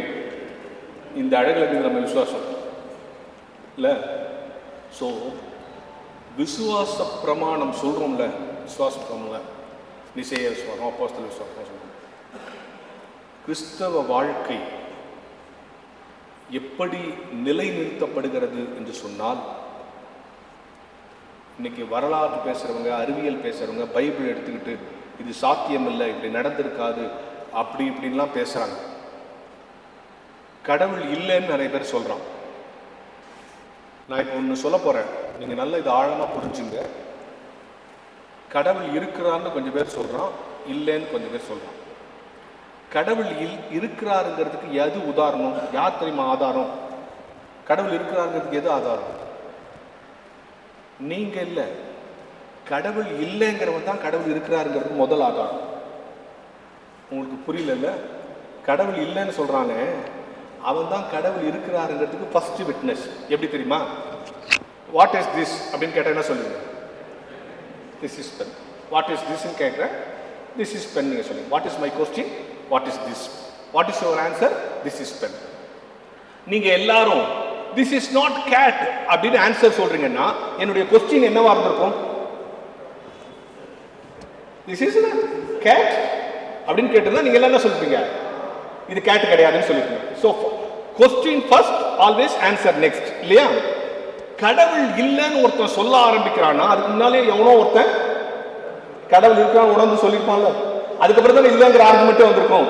ஸோ கடவுள் இல்லைங்கிறவன் தான் இருக்கிறாங்கிறதுக்கு முதல் விட்னஸ். மறந்துடாங்க. அதனாலதான் வந்துச்சு ஆர்குமெண்ட். இப்ப யாருக்கோ கடவுள் வெளிப்பட்டு, யாரோ உணர்ந்து, யாருக்கோங்கிறது நீங்க நிறுத்துறீங்க. எனக்கும் உனக்கும் என்னைக்காவது ஒரு நாள் விளக்கணும், வெளிப்படுவார். சோ ஃபெய்த்ங்கிறது அதான். இல்லைங்கிறது சொல்லி இப்போ ஒருத்தர் சொன்னால, எங்களுக்கு பிஜேபி கலர் கொடுத்து விட்டார்கள். பிஜேபி என்பது கிறிஸ்தவ. உங்களுக்கு ஏன் தெரியுமா பிஜேபி கலர் கொடுத்தாங்க? எந்த பிஜேபி கிறிஸ்தவர்களை வெறுக்குதோ அந்த பிஜேபியும் கிறிஸ்தவ. பிச்சைக்காரி அந்த பெரிய அமைச்சர் சங்கோச்சப்படுவோம்ல, சரிப்பா சாப்பாடு அவள் ரூமுக்கே கொடுத்தா, அன்னிலிருந்து ஆர்டர் போட்டாச்சு, இளவரசிக்கு சாப்பாடு ரூமுக்கு போயிடும். 3 மாசத்துல நல்லா ஆயிட்டான். ராஜாக்கு ஒரே சந்தர்ப்பம், அதே சாப்பாடு டைனிங் ஷேட்டில் சாப்பிட்டா வீக் ஆகிறான், ரூம்ல சாப்பிட்டா நல்லா ஆயிட்டான். என்னடா சூட்சம்? ஒரு நாள் சாப்பாடு கொடுத்துட்டு அந்த ரூம்ல ஜன்னல் வழியா பார்த்தா அவன் என்ன பண்றான், எல்லா சாப்பாடையும் உருண்டை உருண்டையா பிடிச்சி அங்கங்க வச்சுட்டு அம்மா தாயன்ட்டு ஒரு உருண்டை சாப்பிட்றான், அப்புறம் அம்மா தாயன்ட்டு ஒரு உருண்டை சாப்பிட்றான். என்ன காரணம்? ராஜகுமாரி ஆன ஒண்ணு கூட எந்த புத்தி போல, பிச்சைக்கார புத்தி போல. நீயும் நானும் அவரால் மீட்கப்பட்ட ராஜகுமாரர்கள், இன்னும் எந்த புத்தி போல? நான் சொல்லல. சோ நல்லா புரிஞ்சுங்க, நான் ராஜகுமாரி ஆயிட்டேன். மனசு திறந்து சர்ச்சில் நம்ம ஈகோ, நம்ம பதவி, என் தகுதி, என் அறிவு, என் தியாலஜி அறிவு எல்லாத்தையும் கயட்டி வச்சுட்டு உட்காரணும். இதெல்லாம் எனக்கு தெரியாதா, இவங்கெல்லாம் சிரிக்கிறாங்க, எனக்கு அதெல்லாம் சிரிப்பறா, நான் இதை சொல்றதெல்லாம் எனக்கு அப்படி இருந்தோன்னு வச்சுங்களேன், உங்க நாலேஜ் வளராது. தினம் தினம் எதையாவது கத்துக்கணும், தினம் தினம் எதையாவது கத்துக்கணும். ஸ்பிரிச்சுவல் லைஃப்ல அதான் சொல்றேன், கடவுளுடைய உறவு என்பது முடிகிற உறவு. ஒவ்வொரு நாளும் நீங்க அவர் வருகைக்கு முன்னால் அல்லது உங்கள் மரணத்துக்கு முன்னால் அது வரைக்கும் என்ன பண்ணும்? அப்ப முதல்ல விசுவாசம், ரெண்டாவது கடவுளோடு உள்ள உறவு, கான்வர்சேஷன். மூன்றாவது, நான் யாரு? நான் மீட்கப்பட்ட ராஜகுமாரன். நான் யாரு? நாலாவது, சர்ச். இந்த சர்ச் இந்த பெரிய ஏரியா. ஒரு பார்ட் இப்ப பார்க்க போறோம், இன்னொரு பார்ட் மத்தியானம் பார்க்க போறோம். ஓப்பனிங் மட்டும் சொல்லிடுறேன். அண்ணா எத்தனை மணிக்கு முடிக்கணும்? இன்னும் 10 நிமிஷம். ரைட். சர்ச். அடுத்தது, என் கடவுளுக்கும் எனக்குமான உறவிலே திருச்சபையினுடைய பங்கு என்ன? எல்லா சர்ச் வாசல்லையும் ஞாயிற்றுக்கிழமை முடிஞ்சு போகும்போது யாரோ உட்காந்துப்பா? எல்லா சர்ச் வாசலையும் ஞாயிற்றுக்கிழமை சர்வீஸ் முடிச்சு போகும்போது வாசல்ல யாரோ உட்காந்துப்பா? பிச்சைக்காரன். உள்ள உட்காந்துக்கிற நம்மலாம் யாரு? நாமும் பிச்சைக்காரங்க தான். நம்ம உள்ள உட்காந்து கடவுளே அதை குடிக்கிறதுன்னு பிச்சை கேட்கிறோமா? நம்ம கேட்டுட்டு போனது, நம்ம கேட்டதுல இருந்து அவன் கேட்கறான். நம்ம இன்சைடு பெக்கர், அவன் அவுட் சைடு பெக்கர். ஆனா நீங்க இந்த சர்ச்சில் அப்ரூவ்டு பெக்கர், நான் எங்க சர்ச்சில் அப்ரூவ்டு பெக்கர். ஓகே, அங்க இருந்து கிளம்பி வந்து எங்களை பிச்சைக்காரன் சொல்றதுக்கு தானே வந்தேன் அப்படின்னு. ஆமா, பிச்சைக்காரன் தான். அந்த பிச்சைக்காரனுக்கு இந்த பிச்சைக்காரனுக்கு என்ன தெரியுமா வித்தியாசம்? நான் அப்பா பிதாவே என்று அழைக்கிற புத்திர ஸ்வீகாரம் பெற்ற பிச்சைக்காரன். ஒரு சர்ச் ஹவுஸ்ல ஒரு பிச்சைக்காரன் உட்காந்துப்பான் சார். அவனுக்கு ஒரு ஞாயிற்றுக்கிழமை ஒரு 60 ரூபா 70 ரூபா வரும், அவ்வளோதான் வரும். நம்ம அவ்வளோதானே போடுவோம், 1 ரூபா 2 ரூபா போடுவோம். கிறிஸ்மஸ் நியூ இயர்னா ஒரு 200 ரூபா 300 ரூபா வரும். கிங்ஸ்லி பார்க்குறாரு, இவ்வளோ கரெக்டாக சொல்கிறாரு, ஏதோ சர்ச் வாசல் 1 நாள் உட்காந்துருப்பார் போல அப்படின்னு நினைக்கிறாரு. ஒரு பிச்சைக்காரன் பண்ணால் ஒரு சர்ச் வாசலில் உட்காந்துருப்பான், ஒரு அவ்வளோதான் வரும், 300-400 ரூபா வரும். ஒரு நாள் ஏதோ ஞாபகத்தில் என்ன பண்ணிட்டான், ஒரு சாராய கடை வாசலில் போய் உட்காந்துட்டான். அங்கே போதையில் ஒருத்தர் 100 ரூபா போட்டான், ஒருத்தர் 200 ரூபா கால் போட்டான், ஒருத்தர் 500 ரூபா போட்டான், ஒருத்தர் 2000 ரூபா கால் போட்டான். கொஞ்ச நேரத்தில் அவனுக்கு 7000 ரூபா சேர்ந்துச்சு. அந்த 7000 ரூபா எடுத்து அவன் சாராய கடையை பார்த்து சொன்னானா, கடவுளே நீ இங்க இருக்கிறியா, இவ்வளோ நாள் அங்க இருக்க நினைச்சுட்டான். அப்ப அவனுடைய லெவல் ஆஃப் அண்டர்ஸ்டாண்டிங் என்ன? எங்க ஜாஸ்தி கிடைக்குதோ அங்கதான். இங்கே வந்தால் எல்லாம் எனக்கு கிடைக்க வேண்டும் என்று நினைக்கிற உங்களுக்கும் அந்த பிச்சைக்காரனுக்கு வித்தியாசம் இருக்கா சொல்லுங்க? இல்ல இல்ல. கடவுளே கல்யாணம் சர்ச்சுக்கு வந்து எனக்கு கல்யாணம் ஆகணும், குழந்தை பிறக்கணும், வீடு வாங்கணும், சொத்து வாங்கணும், அது வாங்கணும், இது வாங்கணும், இதான ஆசீர்வாதம் நீங்க நினைக்கிறீங்க? நான் சொல்லவா இதெல்லாம் ஆசீர்வாதம் இல்லை? எது ஆசீர்வாதம் நான் சொல்லவா? சொன்னா நீங்க எல்லாம் சிரிப்பீங்க. ஆனா அதான் ஆசீர்வாதம். சொல்லவா? இன்னைக்கு ராத்திரி நீங்க படுத்தோன்னா நல்லா தூக்கம் வருதா? ஒரு ஆசீர்வாதம். 3 வேளை நல்லா பசிக்குதா? அது ஒரு ஆசீர்வாதம். என்ன சாப்பிட்டாலும் செரிக்குதா? அது ஒரு ஆசீர்வாதம். கீழ்ப்படுதல் உள்ள மனைவி, நல்ல பிள்ளைகள் கிடைச்சிருக்காங்களா? அது ஒரு ஆசீர்வாதம். நல்ல கணவன் கிடைச்சிருக்கா? அது ஒரு ஆசீர்வாதம். நல்ல ஆயர் கிடைச்சிருக்காரு? அது ஒரு ஆசீர்வாதம். இந்த மாதிரி மென்ஸ் ஃபெலோஷிப் செக்ரட்டரி கிடைச்சிருக்காரு? அது ஒரு ஆசீர்வாதம். இந்த மாதிரி கூப்பிட்டு ரிட்ரீட், இதான் இல்ல, இதுதான் ஆசீர்வாதம். ஆனா நம்மளுடைய திங்கிங் வேற. சோ அப்போ செகண்ட் செஷன் நம்ம பார்த்தது விசுவாசம், கடவுளுக்கும் எனக்குமான உறவு, நான் மீட்கப்பட்ட ராஜகுமாரன், 4வது திருச்சபை. இதான் செகண்ட் செஷன் நம்ம பார்த்துருக்கோம். இதெல்லாம் கடவுளுக்கும் எனக்குமான உறவை ஸ்ட்ரெங்தன் பண்ணுகிற ஏரியாஸ். சரியா? ஃபெய்த். ஃபெய்த்னா எப்படி இருக்கணும் அப்படிங்கிறது சொல்லிட்டேன். நம்ம கடுகளவு விசுவாசம்ன்ற பைபிள் ஒரு வசனம் இருக்குல்ல, அதையெல்லாம் கெட்டியமாக பிடிச்சிக்கணும். பைபிளே போட்டு சார் இவ்வளோ விசுவாசம் தான் போகணும், கடுகளவு விசுவாசம் தான் போகணும். சைஸ் மட்டும் இல்லை, கடுகுக்கு ஒரு தன்மை இருக்குது. என்ன தெரியுமா? நீங்கள் உளுந்த கொஞ்ச நேரம் தண்ணியில் போட்டிங்கன்னா என்ன ஆகும்? அரிசியை கொஞ்ச நேரம் தண்ணியில் போட்டிங்கன்னா என்ன ஆகும்? வேற எந்த பொருளை தண்ணியிலையோ நெருப்புலையோ வெயிலையோ போட்டிங்கன்னா மாட்ட முடியும். ஆனால் கடுகை மட்டும் தண்ணியில் போட்டாலும் வெயிலில் போட்டாலும் நெருப்பும் போட்டாலும் அளவு மாறாது, குணமும் மாறாது. எந்த சூழலிலும் உன் விசுவாசம் மாறக்கூடாது என்பதும் அதற்குள் இருக்கிற ஒரு டீச்சர். சைஸ் மட்டும் நினச்சிக்க, இவ்வளோ விசுவாசம் தான் போதும், கடுகளவு தான் பைபிளே போட்டுக்கிறது, அப்படி இல்லை. அளவும் தன் உன் விசுவாசம் எந்த சூழலையும் மாறிவிடக்கூடாது. ஏன்னா திருச்சபை நமக்கு உணர்த்துற விஷயம், நீ நானும் பரிசுத்தம். இப்போ ஒன்று சொல்கிறேன் சார், பரிசுத்தமானவங்க பரிசுத்தம் பரிசுத்தம் பரிசுத்தம் பரிசுத்தம் பேசணும்ல. பரிசுத்தம்னா என்ன? வெள்ளை ட்ரெஸ் போட்டுக்கிறதா? தலை குளிக்கிறதா? ராபாசனம் எடுக்கிறதா? பரிசுத்தம்னா என்ன? எவ்வளோ தடவை பரிசுத்தம் பரிசுத்தம்ன்ற வார்த்தை கேள்விப்பட்டிருக்கீங்க. பரிசுத்தம்னா என்ன? சிம்பிளாக நான் சொல்லிடுறேன் கேளுங்க, ரொம்ப பெருசாக போட்டு குழப்பிக்க வேண்டாம். நம்ம வீட்டில் கிச்சனில் இருக்கிற பாத்திரத்தை பாத்ரூம் கொண்டு போவோமா? பாத்ரூமில் இருக்கிற பாத்திரத்தை கிச்சனுக்கு கொண்டு வருவோமா? இப்படி எடுத்துங்க, பால் பாத்திரத்தில் அது தனியாக வச்சுருப்போம், அதில் வேறு எதுவும் செய்ய மாட்டாங்களே. அது வெறும் பால் பாத்திரம், பால் காய்ச்சறதுக்கு மட்டும்தான். மற்ற நேரத்தில் அது யூஸ் பண்ண மாட்டாங்க. அது பால் பாத்திரம் தனியாக இருக்குது இல்லையா? இவ்வளோ கரெக்டாக சொல்கிறாருன்னா இவங்க வீட்டில் இவர் தான் பால் காய்ச்சி வர போல வந்து நினச்சிடும். அப்படி தான் நினைக்கிறீங்க நீங்கள்? பால் பாத்திரம் மற்ற பாத்திரத்துலேருந்து பிரித்து எடுக்கப்பட்டது இல்லையா? பால் பாத்திரம் மற்ற பாத்திரத்துலேருந்து பிரித்து எடுக்கப்பட்டது. பரிசுத்தம் தான் என்ன தெரியுமா? எது பிரித்து எடுக்கப்பட்டதோ அது பரிசுத்தம். நீயும் நானும் அவருடைய ரத்தத்தால் பிரித்தெடுக்கப்பட்டோம் இல்லையா? இந்த உலகத்தில் எவ்வளோ பேர் இருக்காங்க? நான் பிரித்தெடுக்கப்பட்டேன் அவருடைய ரத்தத்தால். இந்த சர்ச்சிலேயே எவ்வளோ பேர் இருக்காங்க? இவ்வளோ பேர் தான் வந்திருக்காங்க. இன்னைக்கு நீ பிரித்தெடுக்கப்பட்டிருக்க. ஆக பரிசுத்தம் என்பது இந்த உலகத்திலிருந்து, உலக பாவத்திலிருந்து, உலக கரைகளிலிருந்து, உலக ஆபத்துகளிலிருந்து, உலக இச்சைகளிலிருந்து உன்னை பிரித்தெடுத்தால் நீ பரிசுத்தமானவன். யார் பிரித்தெடுக்க முடியும்? இயேசு கிறிஸ்து தான். எப்படி பிரித்தெடுத்தார்? ரத்தத்தால் பிரித்தெடுத்தார். அவர் ரத்தத்தால் பிரித்தெடுத்தார் என்பதை மீண்டும் மீண்டும் உறுதிப்படுத்திக் கொள்ளதான் திருவிருந்துக்கு வருகிறோம். அப்பா ஒவ்வொரு முறையும் என்னை பிரிச்சு எடுப்பா, என்னை பிரிச்சு எடுப்பா. ஒரு சர்ச்சில் என்ன கேட்டாங்க, சார் இன்னைக்கு ராப்போசன் எடுக்கிறார், அடுத்த வாரம் திருப்பி வந்து எடுக்கிறாரு, மாதம் எடுக்கிறாரு, அவர் அக்கௌண்ட் அவ்வளோ இருக்குது, டேலி பண்ணே போகிறார், நம்ம என்ன பண்ண முடியும் அப்படின்னு சொன்னாங்க. அப்போ திருப்பி வந்து ராப்போசன் எடுக்கலாமா? அதெல்லாம் நம்ம கிளைமேக்ஸில் பார்ப்போம், சாயந்தரம் பார்ப்போம். ஸோ இப்போ இந்த 2வது செஷனில் நான் உங்களுக்கு கொடுத்துருக்குற இன்புட் நீங்கள் நல்லா உள்வாங்கிக்கிறீங்க. எனக்கு ரொம்ப சந்தோஷமாக இருக்குது. உண்மையிலே நான் மனசு திறந்து சொல்கிறேன். அவர் இப்படி ஒரு செமினாரு நீங்கள் 4 பேர் தான் பேசணும், போயிட்டு வருவாங்கன்னும் போது அது சரியாக வருமானு எனக்கு பெரிய டவுட் இருந்துச்சு. ஆனால் இந்த பேட்டர்ன், இந்த விதமாக இதை வடிவமைத்தது ரொம்ப நல்லது. ஏன்னா ஒரு ஹெவியான விஷயத்தை மொத்தமாக கொடுக்கறத விட செட் பை ஸ்பெடாக கொடுக்குறது. அதனால் கர்த்தருக்கு ஸ்தோத்திரம் செலுத்துகிறேன். இப்படி வடிவமைத்த அண்ணனுக்கு நன்றி தெரிவித்துக் கொள்கிறேன். அவருக்கு ஒரு பலத்தை கைத்தட்டல் கொடுத்துருங்க. இப்படி வந்து ஒருத்தர் இப்படி ஒரு ப்ரொபோசல் வச்ச உடனே அதை ஒரு ஐயர் ஒத்துக்கிட்டா தான் அதை நடத்த முடியும். எனவே அந்த ஐயருக்கு ஒரு சிறந்த கைத்தட்டல் கொடுத்துருங்க. அவர் வேணான்ட்டாருன்னா இது எல்லாத்த விட பொறுமையாக உட்காந்து கேட்குறீங்களே, உங்களுக்கு நீங்களே ஒரு பலத்தை கைத்தட்டல் கொடுத்துருங்க. நீங்கள் கேட்கறதுனால தான் இந்த செமினாரை நடத்த முடியும் இல்லையா? இந்த செமினார் நடத்த முடியும். ஸோ 2வது செஷனில் விசுவாசம், கடவுளுக்கும் எனக்குமான உரையாடல், நான் யார், திருச்சபை. திருச்சபைங்கிறத நம்ம முடிக்கலை, இன்னொரு பகுதி இருக்குது திருச்சபையில். நம்ம ஒரே ஒரு பகுதியை பார்த்துருக்கோம். திருச்சபைக்குள்ளே ஆசீர்வாதம் என்பது என்னன்னு பார்த்துருக்கோம். இந்த 2வது செஷனை முடிவு செய்தேன். கர்த்தருக்கு ஸ்தோத்திரம். லஞ்சுக்கு ஆகிட்ட பிறகு we'll have that discussion. ஒரே ஒரு வேண்டுகோள், சீக்கிரமாக முடிச்சுட்டு வாங்க. ஏன்னா ஒரு குரூப் ஃபோட்டோ எடுக்கணும். we want to see all your pretty faces throughout the year.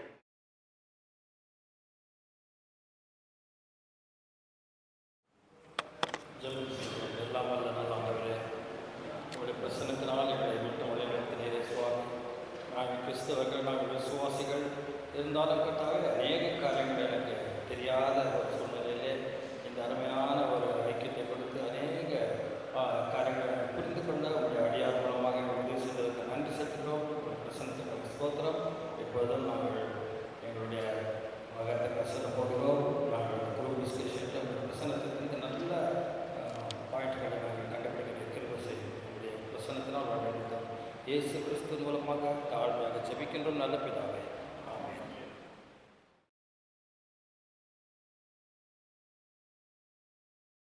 கௌரவிக்கலாம் சொல்லுங்கன்னு சொன்னோன்னா எனக்கு திருப்பி பயமாயிடுச்சு. 4 குரூப் அப்போ டிஸ்கஸ் பண்ணிட்டு வந்து சொல்லுங்கன்னு சொல்கிறாங்க அப்படின்னு சொல்லிட்டு நீங்கள் காலையில் நடந்த 2வது அமர்வையும் மிக தெளிவாக உள்வாங்கியிருக்கிறீர்கள் என்பதை உங்களுடைய குழுவிலிருந்து ஒவ்வொருவராக வந்து பேசியதை நான் புரிந்து கொண்டேன். காலையிலேயே நான் சொன்னேன், இந்த சர்ச் அப்படிங்கிற விஷயத்தை காலையில் நம்ம இன்ட்ரோடக்ஷன் தான் கொடுத்துருக்கோம், அதை இன்னும் கொஞ்சம் தொடர வேண்டும். அதாவது கடவுளோடு உள்ள உறவில் திருச்சபை எவ்விதமாக பங்காற்றுகிறது, அல்லது திருச்சபையின் வழியாக கடவுளோடு உறவு கொள்வதற்கு நான் எந்த விஷயங்களை தெரிந்து கொள்ள வேண்டும் அப்படின்னு சொன்னேன். இங்கே சொன்னாங்கல்ல ஐயா பேசுவோம் நாமளே சர்ச். இப்போது நான் இங்கே இந்த காரில் வரேன், ஒரு ஆட்டோ டிரைவரை பார்த்து எப்பா இந்த சர்ச் எங்கே இருக்குன்னு கேட்டால், இந்த பில்டிங் இருக்குல்ல சார், இதுக்கு அடுத்த பில்டிங் தான் சர்ச், இதுக்கு அடுத்த பில்டிங். அவனை பொறுத்த வரைக்கும் சர்ச்னா ஒரு பில்டிங். நம்மளை பொறுத்த வரைக்கும் நீங்கள் எந்த சர்ச்னா சிஎஸ்ஐ, ஏஎல்சி, டிஎல்சி, நமக்கு டினாமினேஷன் தான் சர்ச். அவனுக்கு வந்து பில்டிங் தான் சர்ச், நமக்கு டினாமினேஷன் தான் சர்ச். ஆனால் கடவுள் சொல்கிறார் நானே அந்த ஆலயம் என்கிறார். நாம் அந்த ஆலயமாக மாற வேண்டிய ஒரு கட்டாயத்தில் இருக்கிறோம். இப்போது கிறிஸ்தவ வாழ்க்கையில் இறையுறவு கொள்வதற்கு எப்படிப்பட்டதான திருச்சபை பங்களிப்பை நான் பெற்றிருக்க வேண்டும், அல்லது எப்படிப்பட்டதான திருச்சபை அறிவை நான் பெற்றிருக்க வேண்டும் என்பதை குறித்தும் நாம் இந்த மத்தியான நேரத்தில் பார்க்க இருக்கிறோம். என்ன சிக்கல்னா, நம்ம சில விஷயங்களை நம்பிட்டோம்னா அதுலேருந்து மாற மாட்டோம்.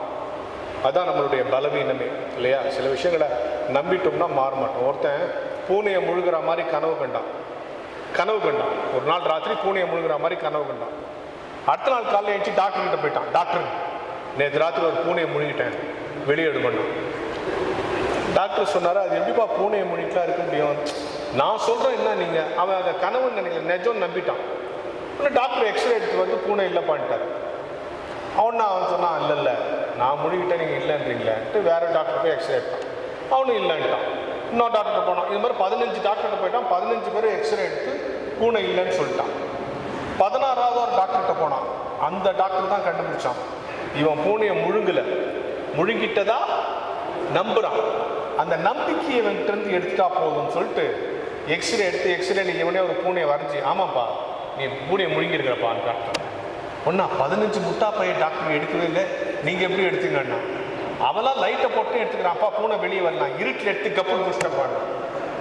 அப்போ கண்டுபிடிச்ச நாங்கள் தான் நீங்கள் தான் ஆப்ரேஷன் பண்ணி பூனையை வெளியே எடுக்கணும். ஓகே, நீ போயிட்டு நாளைக்கு ஆப்ரேஷன் பண்ணி எடுத்துடலான்ட்டு அவனை அனுப்பிச்சுட்டு இந்த டாக்டர் கம்பவுண்டரை விட்டு சொன்னான், இப்போ போகிறான் பாரு, அவன் பூனையை முழுங்கிட்டதான் நம்புகிறான். அந்த நம்பிக்கை எடுத்தா போதும், நாளைக்கு நீ ஒரு பூனை விட்டு ரெடி பண்ணிக்கோ. அவனை சும்மாட்டு ஆப்ரேஷன் தேட்டரில் உட்கார வச்சு டப்புக்கு தட்டி பூனை எடுத்தாச்சுன்னு சொல்லிடலான்னு அந்த கம்பவுண்டரும் ஒரு வெள்ளை பூனை குட்டி எடுத்து ரெடி பண்ணிட்டான். அடுத்த நாள் காலையில் வந்தாங்க, வாப்பாட்டு படிக்க வச்சு லைட்டு கிட்ட டப் துப்புன்னு வச்சுதாப்பா வயசுல இருந்து பூனை எடுத்தாச்சு பண்ணான். ஆஹா அருமையான டாக்டர், ரொம்ப தேங்க்ஸுங்க, 3 மாதத்துக்கு முன்னாலே உங்கள்கிட்ட வராத போயிட்டீங்கன்னா, அதனால என்னப்பா இப்போ தான் எடுத்தாச்சு பூனைன்னா. அது இல்லை டாக்டர், நான் முழுகினது கருப்பு பூனை, நீங்கள் எடுத்துருக்கிறது வெள்ளை பூனை, மிச்ச பூனையும் வெளியெடுங்கண்ணா. அந்த டாக்டர் தொழிலே இல்லை. இப்போ என்னன்னா அந்த பிரெயினில் போய் அது உட்காந்துருச்சு, அது மாற்றவே முடியல. அப்போது சர்ச்சுக்கு வரணுங்கிறது ஒரு மொனோட்டனைஸாக வந்துட்டு இருக்கிறது. அதில் ஒன்று அதில் வாரம் காலையில் இந்த வாரம் 5:30 மணிக்கு போகணும், 8 மணிக்கு போகணும், வெள்ளிக்கிழமை தவச காலத்தில் வெள்ளிக்கிழமைக்கு போகணும் அப்படிங்கிற மாதிரி ஒரு ருட்டீன் ஆக்டிவிட்டீஸில் சர்ச்சு வந்துட்டா அது இந்த பூனை முழுகின கதை மாதிரி தான். சில விஷயங்கள் ஏன் எதற்கு செய்யப்படுகிறது என்பதை குறித்து ஒரு தெளிவை நாம் பெற்றுக்கொள்ள வேண்டும். இப்போது கிறிஸ்தவ சில இந்த சீசனல் டெக்கரேஷன் பார்த்துருக்கீங்களா? இந்த கடைக்காரெல்லாம் தீபாவளி ஆனால் என்ன பண்ணுவோம், தீபாவளி சம்மந்தமான டெக்கரேஷன்லாம் பண்ணியிருப்போம். பொங்கல் வந்துட்டு ஒரு பெரிய பானை வச்சு அது பொங்கல் வழிகிற மாதிரி மாடு கரும்புலாம் வைப்பான். கிறிஸ்மஸ் வந்துட்டா ஒரு கிறிஸ்மஸ் தாத்தா வச்சுருப்பான். அவன் எந்த மதத்தையும் சார்ந்தவனாக இருக்க மாட்டான். ஆனாலும் அந்தந்த ஏன் ஜனங்களை அட்ராக்ட் பண்ண. நம்ம சர்ச்சஸ்ல கிறிஸ்மஸ் ஆனால் என்ன பண்ணுறான், ஒரு கிரவுண்டில் ஒரு பெரிய மாட்டு தொழுவோம், அதெல்லாம் சரி நியூ இயர் டைமில் அப்படியே ஜீசஸ் கிரைஸ்ட் ரெசரக்ஷன் மாதிரிலாம். சர்ச் என்ன இடம்ன்றது இப்போ நான் கேட்குறேன். இந்த உலகத்தில் நீங்கள் கிறிஸ்தவங்களாக இருக்கீங்க, இயேசு கிறிஸ்து இந்த உலகத்தில் பிறந்து சிலுவையில் மறுத்து அடக்கம் பண்ணப்பட்டு 3ஆம் நாள் உயிர்த்தெழுந்தார். நீங்களாம் ஒத்துக்கிறீங்களா ஒத்துக்கலையா? ஒத்துக்கலையா? யாராவது ஒத்துக்காதவங்க இருக்கீங்களா? அதை ஒத்துக்கினா தான் சார் இது உள்ளே அலோவ் பண்ணுவாங்க. சார் எல்லாம் ஒத்துக்கிறீங்க, நீங்க எல்லாம் ஒத்துக்கிறீங்க. எப்படி ஒத்துக்கிறீங்க? நீங்க எல்லாம் பாத்தீங்களா? எப்படி சார் ஒத்துக்கிறீங்க? அவர் பிறந்தாரு, சிலுவையில் மரிச்சாரு, எப்படி ஒத்துக்கிறீங்க? பாத்தீங்களா? உடனே நம்மகிட்ட ஒரு சரி, இந்த வசனம்லாம் பிராக்டிக்கலாக எப்படி ஒத்துக்கிறீங்க? இப்போ எந்த விஷயத்தை நம்பணும்னாலும் ப்ரூஃப் வேணும், எவிடன்ஸ் வேணும் இல்லையா? என்ன வேணும்? ப்ரூஃப் வேணும், எவிடன்ஸ் வேணும். ப்ரூஃப்னா என்ன, எவிடன்ஸ்னா என்ன? இப்போ என் ஃபோனை நான் இங்கே வைக்கிறேன், ஒருத்தர் இந்த சார் வந்து எடுத்துகிட்டு போயிட்டார் என் ஃபோனை, அதை அவர் கேமராவில் ஃபோட்டோ பிடிச்சிட்டார். நான் வந்து கேட்குறேன், என் ஃபோன் இங்கே ஒன்று அவர் ஃபோட்டோ காட்டுறது பாருங்க, இவர் தான் எடுத்துட்டார். இது பேர் என்னது? ப்ரூஃப். எவிடன்ஸ்னா என்ன தெரியுமா? என் ஃபோன் இங்கே வைக்கிறேன், இவர் எடுத்துகிட்டு போயிட்டாரு, ஃபோட்டோ எடுக்கல. நான் வந்து கேட்குறேன் என் ஃபோன் எங்கேன்னு. அவர் சொல்கிறார், அவருக்கு தான் இங்கே உட்காந்துருந்தாரு, அவர் பாட்டு இங்கே இருக்குது, அவர் ஃபோன் இங்கே இருக்குது, அவர் கர்ச்சிப் இங்கே இருக்குது, அவர் பேனா இங்கே இருக்குது, அவர் கார் சாவி இங்கே இருக்குது, ஒரு அவர் தான் எடுத்திருப்பார். இது பேர் என்னது? எவிடன்ஸ். இப்போ ப்ரூஃப்னா என்னன்னு தெரிஞ்சிருச்சு, எவிடன்ஸ்னா என்ன தெரிஞ்சிச்சா? இயேசு கிறிஸ்து சிலுவையில் மரித்தாருங்கிறதுக்கு ப்ரூஃப் உண்டு, உலகமே பார்த்துச்சு, கிபி இன்னி வரைக்கும் சொல்றான். ஆனால் அவர் உயிர் தெழுந்தாருங்கிறதுக்கு ப்ரூஃப் இல்லை, எவிடன்ஸ் தான் உண்டு. ஏசு அந்த ட்ரெயின் உயிர் தெழுந்தாரு, இன்னார் பார்த்தாங்க பைபிளில் போடுதுடா. மரியாதை கூட ஒரு ஓரத்தில் உட்காந்து இவர் தான் போய் கூப்பிட்டாரு. அப்ப இயேசு கிறிஸ்து உயிர் தெழுந்தாருங்கிறதுக்கு ப்ரூஃப் கிடையாது, எவிடன்ஸ் தான் உண்டு. எத்தனை எவிடன்ஸ் உண்டு தெரியுமா? 4 எவிடன்ஸ். நம்பர் 1, காலியான கல்லறை. இது வரைக்கும் யார் கல்லறையாவது காலியா இருக்கா? ஒரே ஒரு கல்லறை தான் காலி. யார் கல்லறை? நம்பர் 2, சீசனுடைய வல்லமையான பிரசங்கம். அது வரைக்கும் பயந்தான், மறுதளிச்சான், ஓடி ஒழிச்சான், வல்லமையா பிரசங்கம் பண்றான். ஜனங்கள்லாம் பார்த்தாங்க, எப்படா இவனுக்கு இவ்வளவு அறிவு வந்துச்சு? அப்போ நம்பர் 2 எவிடன்ஸ் என்ன? சீஷனுடைய வல்லமையான விசனம். நம்பர் 3 எவிடன்ஸ் என்ன தெரியுமா? இயேசு கிறிஸ்து இருக்கிறவருக்கு எது ஓய்வு நாள்? இப்ப எது ஓய்வு நாள்? வரலாற்று இந்த மாற்றம் எப்படி வந்துச்சு? அவர் உயிர்த்தெழுந்ததுக்கு வந்துச்சு. நம்பர் 4 எது தெரியுமா? நீங்களும் நானும் உட்கார்ந்துருக்கிற இந்த திருச்சபை, இயேசு கிறிஸ்து உயிர்த்தெழாவிட்டா 2000 வருஷம் திருச்சபை நிலைச்சு நின்று இருக்கு. இயேசு கிறிஸ்து பிறந்தார் என்பதற்கு கிபி சாட்சி, அவர் வாழ்ந்தார் என்பதற்கு யூதேயா சமாரியா சாட்சி, அவர் சிலுவையில் அறையப்பட்டார் என்பதற்கு அண்ணா காய்பா சாட்சி, அவர் உயிர் போய்விட்டது என்பதற்கு விழாவில் குத்தி பார்த்தவன் சாட்சி, அவர் அடக்கம் பண்ணப்பட்டார் என்பதற்கு கல்லறை கொடுத்தவன் சாட்சி, அவர் உயிர்த்தெழுந்தார் என்பதற்கு மரியாள் சாட்சி, அவர் பரத்துக்கு எடுத்துக் கொள்ளப்பட்டார் என்பதற்கு பார்த்தவர்கள் சாட்சி, அவர் திரும்பி வருவார் என்பதற்கு பைபிள் சாட்சி, அவர் இன்றைக்கும் ஜீவிக்கிறார் என்பதற்கு நீயும் நானும் தான் சாட்சி. மறந்துவிடாது.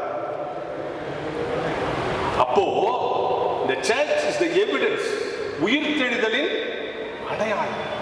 சரி, கிறிஸ்தவ வாழ்க்கையில 3 பிளேஸ் ரொம்ப முக்கியம். ஒன்று மாட்டுத்தொழுவம், இன்னொன்று கொல்கதா மலை, இன்னொன்று காலியான கல்லறை, இல்லையா? இந்த 3 பிளேஸ் ரொம்ப முக்கியம். இப்போ இந்த ஹோலி லேண்ட் டூர்லாம் போறாங்கல்ல, அங்கே அப்படி போயிட்டு வந்தவங்க ஒருத்தர் சொல்லுங்க போகிறாங்க. அங்கே போனால் அங்கே ஒரு ஆள் இருப்பான், கைடு. அவன் தான் காட்டுவானா, இங்கே தான் ஏசாமி காட்டி கொடுத்தாங்க, இங்கே தான் ஒரு ஸ்டோம் பண்ணாரு, அப்படி காட்டுன்னு போனான். அப்போது ஏசு சாமி கடலில் நடந்தார்ல, அந்த கடலை காட்டி இந்த கடலில் தான் ஏசாமி நடந்தார்னு காட்டிக்கிறோம். உடனே இங்கேருந்து போனவெல்லாம் இந்த கடல் தான் ஏசாமி நடந்தாரா, சரி அதில் கொஞ்சம் நேரம் நம்ம ட்ராவல் பண்ணிட்டு போகலாம். அப்போ தான் ஊரில் போய் சொல்லிக்கலாம், ஏசாமி நடந்த கடல்லே நாங்கள் போகணும் தெரியுமா சொல்லிட்டு அங்கே இருக்கிற படகுக்காரனை கூப்பிட்டு எங்களெல்லாம் கொஞ்சம் இந்த கடலில் அவ்வளோ தூரம் கூப்பிட்டு போனான். அவன் நம்ம ஊர் பணத்துக்கு ஒரு ஆளுக்கு 20,000 ரூபா கேட்டுக்கிறான். உடனே நம்ம சர்ச்சாளுங்க சொல்லிட்டாங்க, ஓ அதனால தான் ஏசாமி நடந்தே போயிட்டார் போல.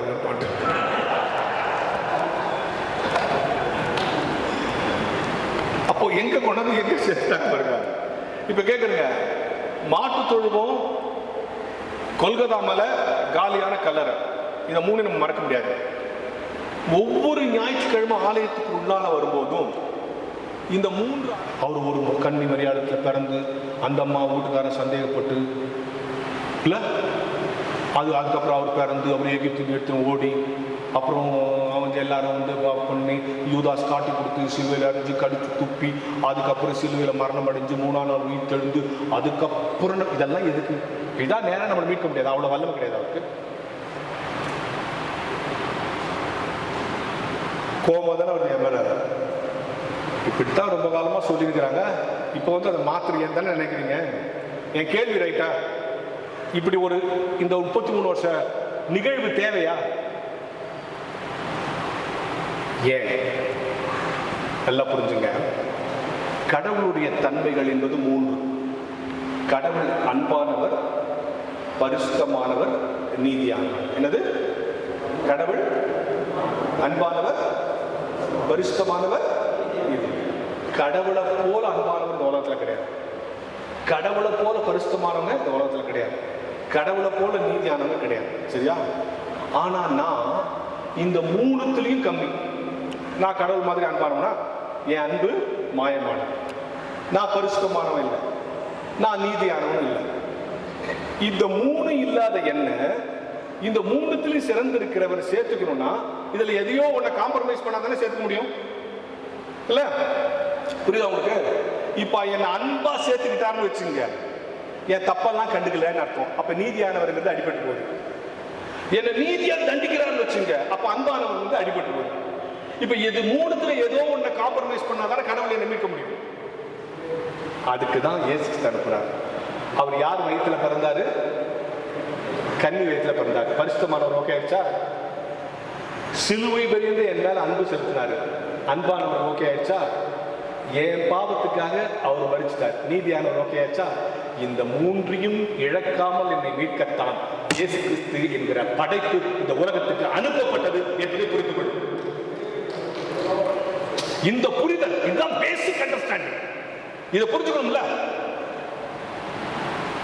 இப்போ இன்னொரு கேள்வி நமக்கு சந்தேகம். இயேசு கிறிஸ்து உலகத்தை நான் ஒரு சண்டே ஸ்கூல் கிறிஸ்மஸ் ஃபங்க்ஷனுக்கு சீஃப் கெஸ்டாக போனேன். போனால் ட்ராமா முடிஞ்சோடனே நீங்கள் பேசுவேன், கிறிஸ்மஸ் ட்ராமா போனால் 2 மரியாள் நிற்குது. நான் தயார் கேட்க, என்ன 2 மரியாள் தான்? கம்மிடுங்க அப்புறம் சொல்கிறேன் சார். அது ஏதோ தியாலஜி இருக்கும் போல இருக்குதுன்னு முடிஞ்ச உடனே, என்ன சார் 2 மரியாள் தான்? அவர் சொல்கிறார், அது ஒன்றும் இல்லைங்க, செக்ரட்டரி பொண்ணையும் மரியாதை போடணும்னு கேட்டார், ட்ரெஷரர் பொண்ணையும் மரியாதை போடணும்னு கேட்டார். எதுக்கு உங்களுக்கு 2 மரியாதை? எப்படி?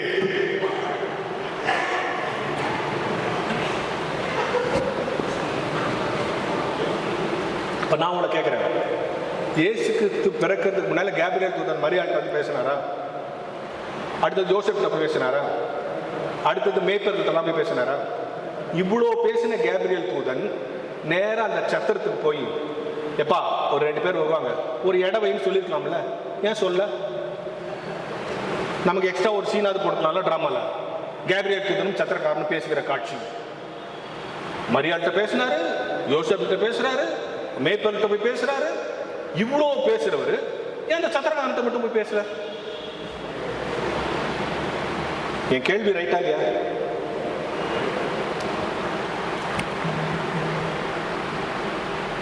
இப்படி கேள்வி கேட்கும்போது 2 விஷயத்தை நீங்க புரிஞ்சுங்க. எனக்கு தெரியும் உங்களுக்கு தெரியலங்கிறதுக்காகவோ வேறு காரணங்களுக்காக சொல்ல. பைபிளை ரீட் பண்றதுங்கிறது வேற, ஓன் பண்றதுங்கிறது வேற.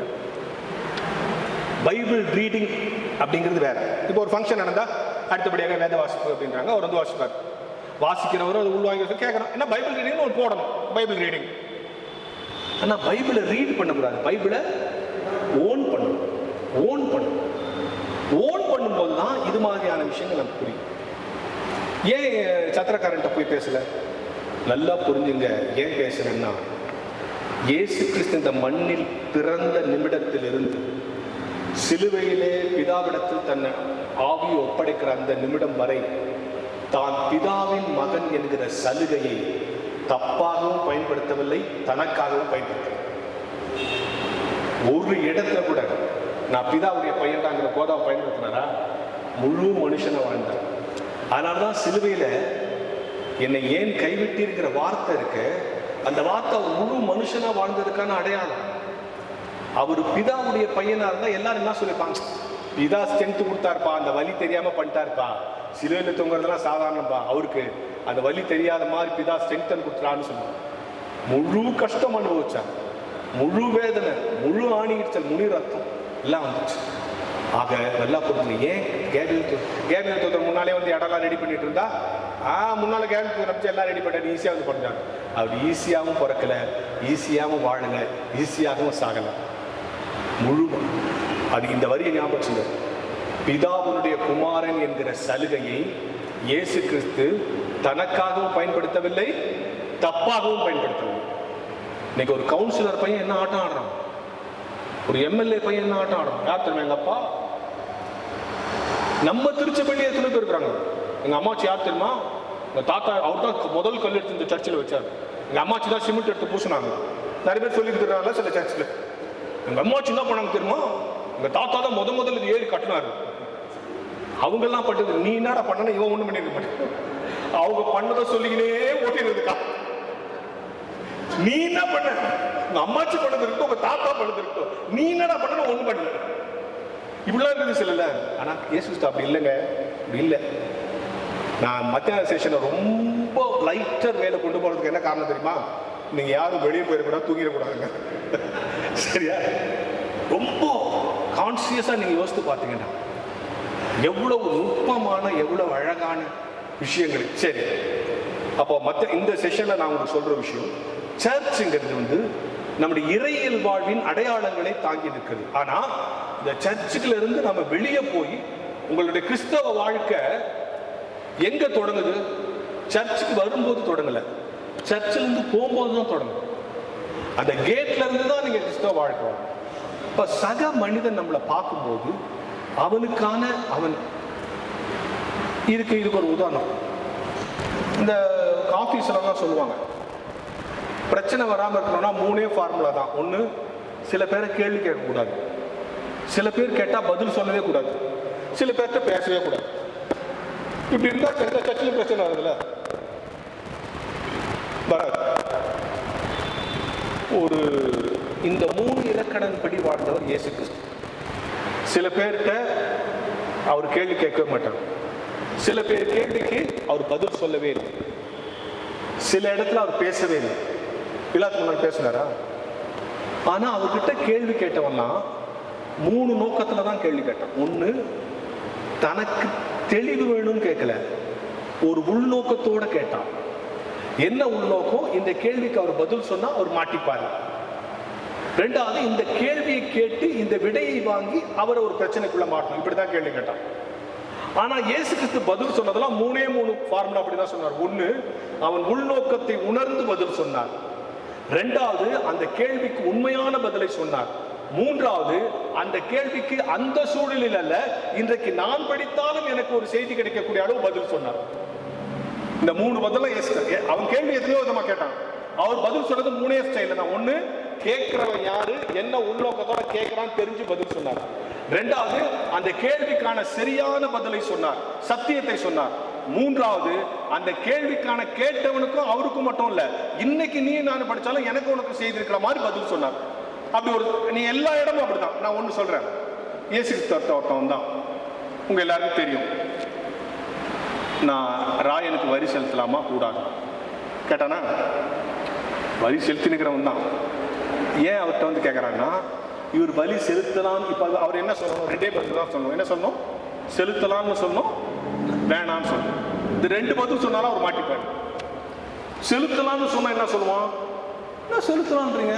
அப்ப நீங்க ராஜா ராஜ்யம் கிடையாது, அவர் தான் ராஜாவா? நீங்களே அவரை ராஜாவை ஒத்துக்கிறீங்களான்னு. செலுத்தாதீங்கன்னு சொல்லிட்டு என்ன சொல்லுவான்? நேரம் ராஜாட்ட உங்களுக்கு வரி செலுத்தக்கூடாதுன்னு சொல்றான் சார். இப்ப செலுத்தலாம், இப்ப இதுதானே அந்த நோக்கத்தோட தான் கேட்கறான். ராயனுக்கு வரி செலுத்தலாமா கூடாதா? இவர் என்ன பதில் சொல்றாரு பார்க்கலாம். ஆனா அவர் என்ன பதில் சொன்னார் தெரியுமா? உடனே நீ போய் இந்த காசு எடுத்துட்டு வாங்க. எடுத்துட்டு வந்தான். இந்த காசு மேல யாருடைய சொரூபமும் யாருடைய மேலெழுத்தும் இருக்குன்னு கேட்டார். அந்த ஊர்ல அந்த ராயனுடைய சொரூபம் மேலெழுத்து, நம்ம ஊர்ல காந்தி படம் இருக்கு நோட்ல, அது மாதிரி இருக்கு. அப்ப யார் படம் இருக்கோ அவங்களுக்கு அதை கொடுத்துரு, தேவனுடைய தேவனை கொடுத்துரு. இந்த வசனத்தை நம்ம எப்படி புரிஞ்சுக்கிறோம்னா, காணிக்கையை ஒழுங்கா கொடுத்துரு, டாக்ஸை ஒழுங்கா கட்டிடு, இப்படிதான் நம்ம புரிஞ்சுக்கிறோம். அதுக்குள்ள இன்னொரு அழகு இருக்கு, அதான் உண்மை. அதுதான் பைபிளை ஓன் பண்ணணும்னு சொல்லுவோம். இதுல யார் படம் போட்டிருக்கு? ராயன் படம் போட்டிருக்கு. ராயனுடைய ராயனை கொடுத்துரு. தேவனுடைய இதுல எங்க படம், எதுல தேவனுடைய படம் போட்டுக்குது? அவன் முழிக்கிறான். இது எல்லாத்துலயுமே ராயனுடைய படம் தாண்டா போட்டுது. அப்ப எல்லாத்தையும் வரியா கொடுத்துறதுதான் திக்குன்னு ஆயிடுச்சு அவனுக்கு. ஏற்கனவே வரி கொடுத்துருந்தாங்க, நான் சும்மா இவரை மாட்டி விடலான்னு கேள்வி கேட்டா இவர் இப்படி ஒரு பதில் சொல்லிட்டாரு. ராயனுடைய எல்லா காசுலயும் ராயனுடைய படம் இருக்கும். அப்ப எல்லாத்தையும் கொடுத்துட்டா சரி, தேவனுடைய படம் எதுல போட்டுக்குது? எதை கொடுக்கறது தேவனுக்கு? எதுல போட்டிருக்கு? ஆதியாகமத்துக்கு வாங்க. உங்களையும் என்னையும் யார் சாயலாக படைத்தார்? அவருடைய சொரூபம் எங்க இருக்கு? அதனால தான் ஞானஸ்நான டைம்ல ஐயர் என்ன சொல்றாரு? சிலுவையின் அடையாளத்தை உன் நெற்றியிலேயும் ஒரு மார்பிலேயும். அப்ப தேவனுடையது எது? நீயும் நானும் தான். நீ காசு அவருக்கு கொடு, உன்னை கடவுளுக்கு கொடுன்னு சொல்றாரு. நம்ம என்ன நினைச்சுக்கிறோம்?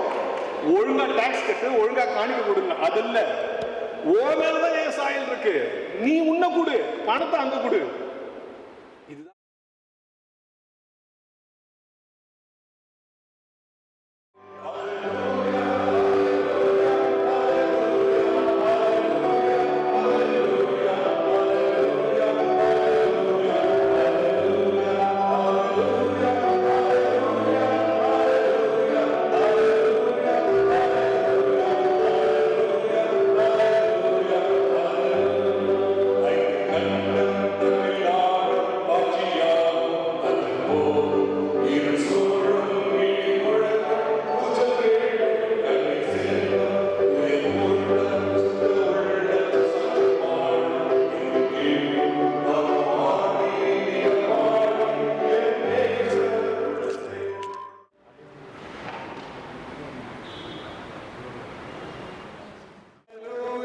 Hallelujah, hallelujah, hallelujah, hallelujah, hallelujah, hallelujah, hallelujah, hallelujah, hallelujah. Thank you.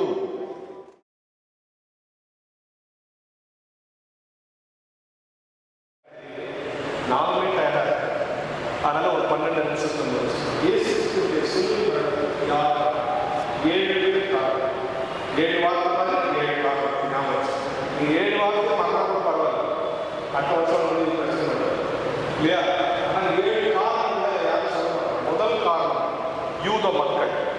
அவங்க தானே சொன்னாங்க இந்த பள்ளி ஏனாலும் என் பிள்ளைங்க சொன்னாங்கல்ல. முதல் காரணம் யாரு? யூத மக்கள். 2வது காரணம் பிலாத்து. அவன் நினைச்சிருந்தா அந்த சிலுவை மரணத்தை அவன் தான் அப்ரூவ் பண்ணான். ஓகே, ஏன்னா சிலுவையில் அடையாளம் அவன் சைன் பண்ணா சிலுவையில் அடையாளம். அதனால பிலாத்து. 2வது காரணம் யாரு? 3வது காரணம் யூதாஸ்.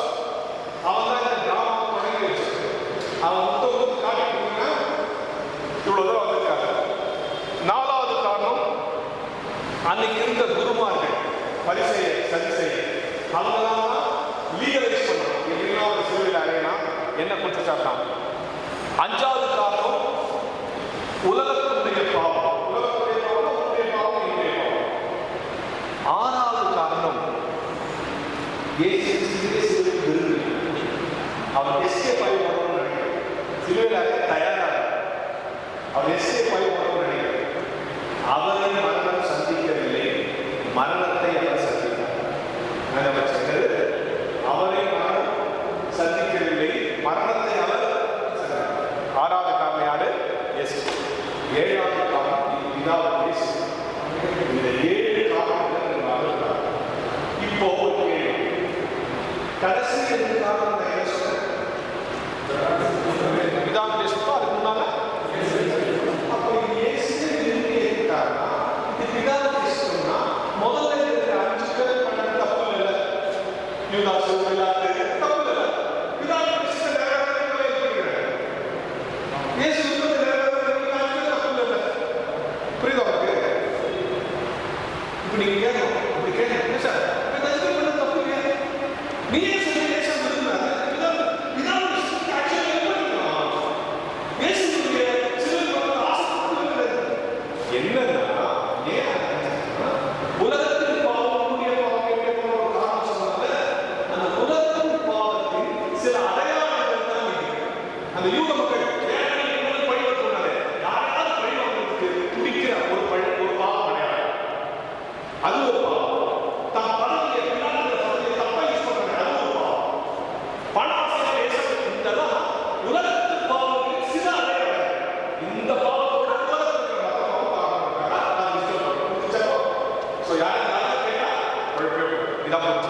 இது புரியல. இன்னொரு எக்ஸ்பிளைன் பண்ணுறேன். இவ்வளோ எக்ஸ்பிளைன் பண்ணுறேன். இது புரிஞ்சாதான் இந்த செமினார் சக்ஸஸ். இப்போ நான் அவங்க கேட்பேன், இந்த கேள்வி கேட்டால் எல்லா சர்ச்சும் அமைதியாக பேச மாட்டாங்க.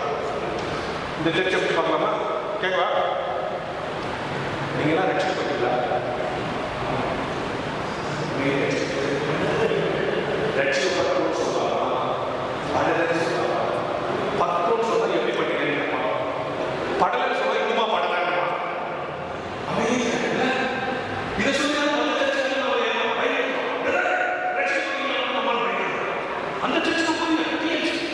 முக்கியமான ஒருத்தர்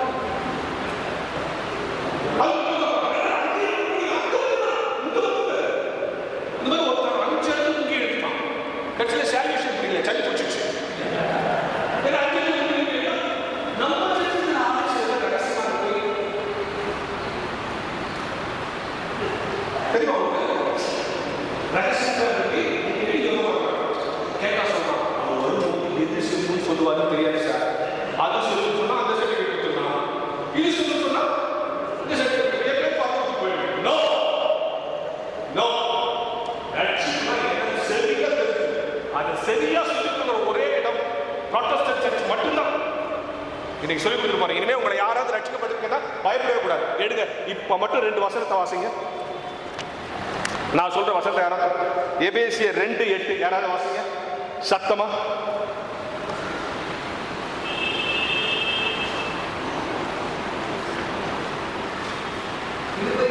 கிருபையினாலே விசுவாசத்தை கொண்டு நிறுத்துங்க.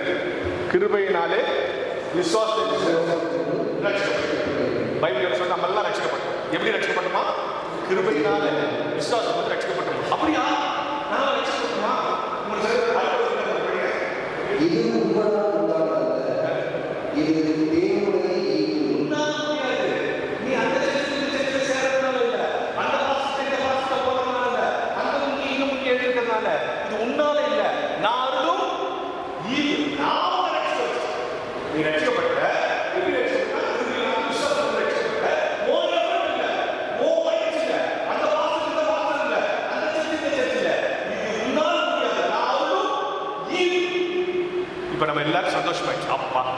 இப்படி சந்தோஷப்பட்டேன், ஏன்னா நம்மளாம் ரட்சிக்கப்பட்டோம். யார் சொல்றா? பைபிள் சொல்லு. இப்போ அப்படியே திருப்புங்க, இன்னொரு வசனம் வாசிங்க. பிலிப்பியர் 2:12 வாசிங்க. பிலிப்பியர் 2:12.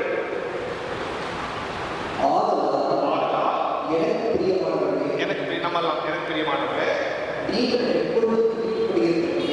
எப்பொழுதும் கீழ்ப்படுகிறபடியே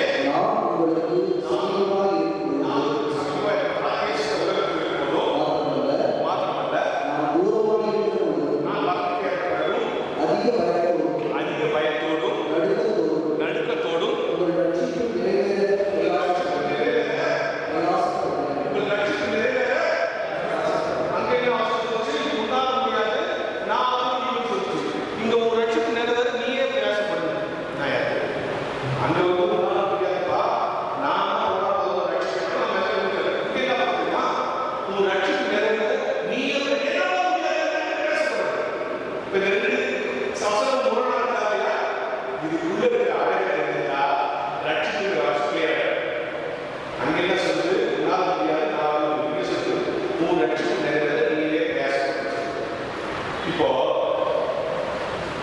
நான் பேசி சொல்றேன். இந்த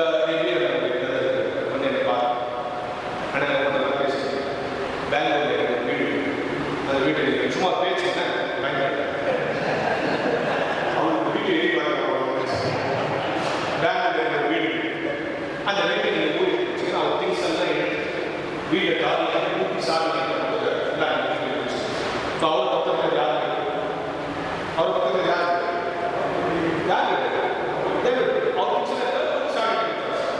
ஆனா இப்ப நான் என் வீடு சொல்லணும்னா என்ன சாப்பிடணும் எப்படி சொல்ல முடியுமா? எப்ப சொல்றேன்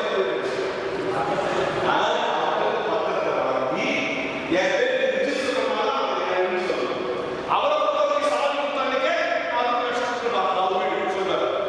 ஆனா நான் என் வீடு சொல்லணும் என்ன பண்ணுவோம்? சாமி சொல்ல முடியாது. அந்த பத்திரத்தை வாங்கி அதை என் பேரை மாறினாதான்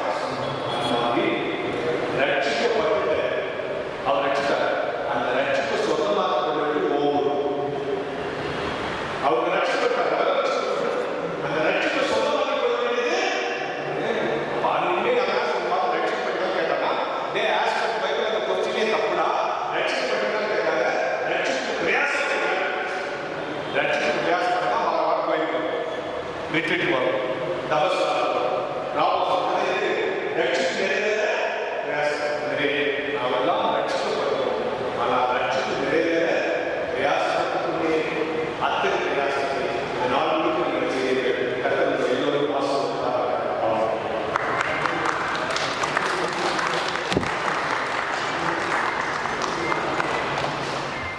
நமது ஆண்டவராக இயேசு கிறிஸ்துவின் அருளும் தாயும் தந்தையும் ஆகிய கடவுளின் அன்பும் தூய ஆவியாரின் கூட்டுறவும் பாதுகாப்பும் சமாதானமும் நம் அனைவரிடம் இன்றும் என்றும் இருப்பதாக.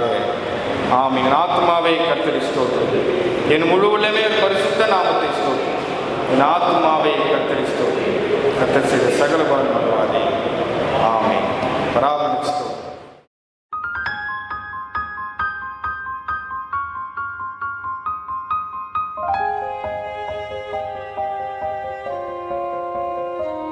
தேவசேனை வானம் மீது கோடி கோடியாக தோன்றும், பல கோடி திரள் கோடி குகை தேடி வேகம் ஓடும். விண்மீன்கள் இடமாறி பாரெங்கும் வந்து கொட்டும். நானும் ஆடி மிக பாடி என் நேசருடன் சேர்வேன்.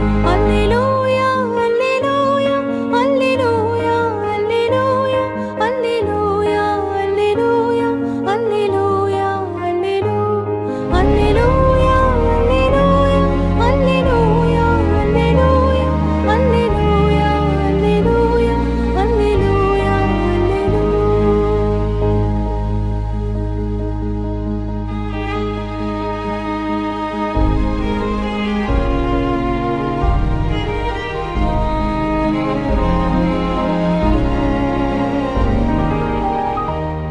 ஐந்து கண்டம் தனிலாடும் ஆட்சியாவும் மற்ற போகும். இருள் சூழும், இடி முழங்கும், கூச்சல் கேட்கும், கண்ணீர் சிந்தும், துயர் கூட்டம், சுத்த உள்ளம், சாட்சி பாடல் எங்கும் கேட்கும். நானோ ஆடி மிக பாடி என் நேசருடன் சேர்வேன். அல்லேலூயா அல்லேலூயா அல்லேலூயா அல்லேலூயா அல்லேலூயா அல்லேலூயா அல்லேலூயா அல்லேலூயா அல்லேலூயா அல்லேலூயா அல்லேலூயா அல்லேலூயா அல்லேலூயா அல்லேலூயா அல்லேலூயா அல்லேலூயா. கடல் குமுறும் கரை உடையும் கப்பல் கவிழும் பெரும் நாசம் போக்குவரத்து யாவும் நிற்கும். இனி உலகம் என்பதில்லை வாக்கு மாறா வேதம் கூறும் வார்த்தையாவும் நிறைவேறும். நானும் ஆடி மிக பாடி என் நேசருடன் சேர்வேன். அல்லேலூயா அல்லேலூயா அல்லேலூயா அல்லேலூயா அல்லேலூயா அல்லேலூயா அல்லேலூயா அல்லேலூயா அல்லேலூயா அல்லேலூயா அல்லேலூயா அல்லேலூயா அல்லேலூயா அல்லேலூயா அல்லேலூயா அல்லேலூயா அல்லேலூயா அல்லேலூயா அல்லேலூயா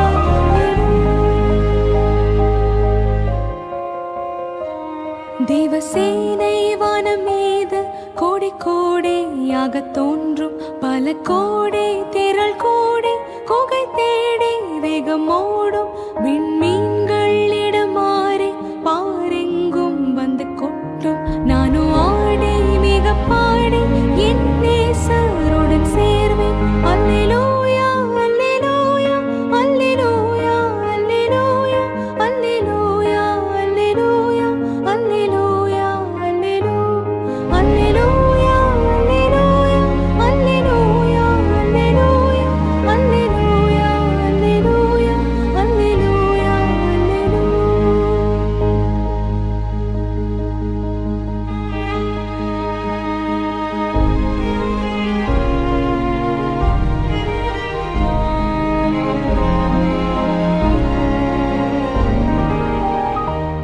ஐந்து கண்டம் தனிலாளும் ஆட்சியாவும் மற்ற போகும். இருள் சூழும் இடி முழங்கும் கூச்சல் கேட்கும். கண்ணீர் சிந்தும் துயர் கூட்டம் சுத்த உள்ளம் சாட்சி பாடல் எங்கும் கேட்கும். நானோ ஆடி மிக பாடி என் நேசருடன் சேர்வேன். அல்லேலூயா அல்லேலூயா அல்லேலூயா அல்லேலூயா அல்லேலூயா அல்லேலூயா அல்லேலூயா அல்லேலூயா அல்லேலூயா அல்லேலூயா அல்லேலூயா அல்லேலூயா அல்லேலூயா அல்லேலூயா அல்லேலூயா அல்லேலூயா. கடல் குமுறும் கரை உடையும் கப்பல் கவிழும் பெரும் நாசம் போக்குவரத்து யாவும் நிற்கும். இனி உலகம் என்பதில்லை வாக்கு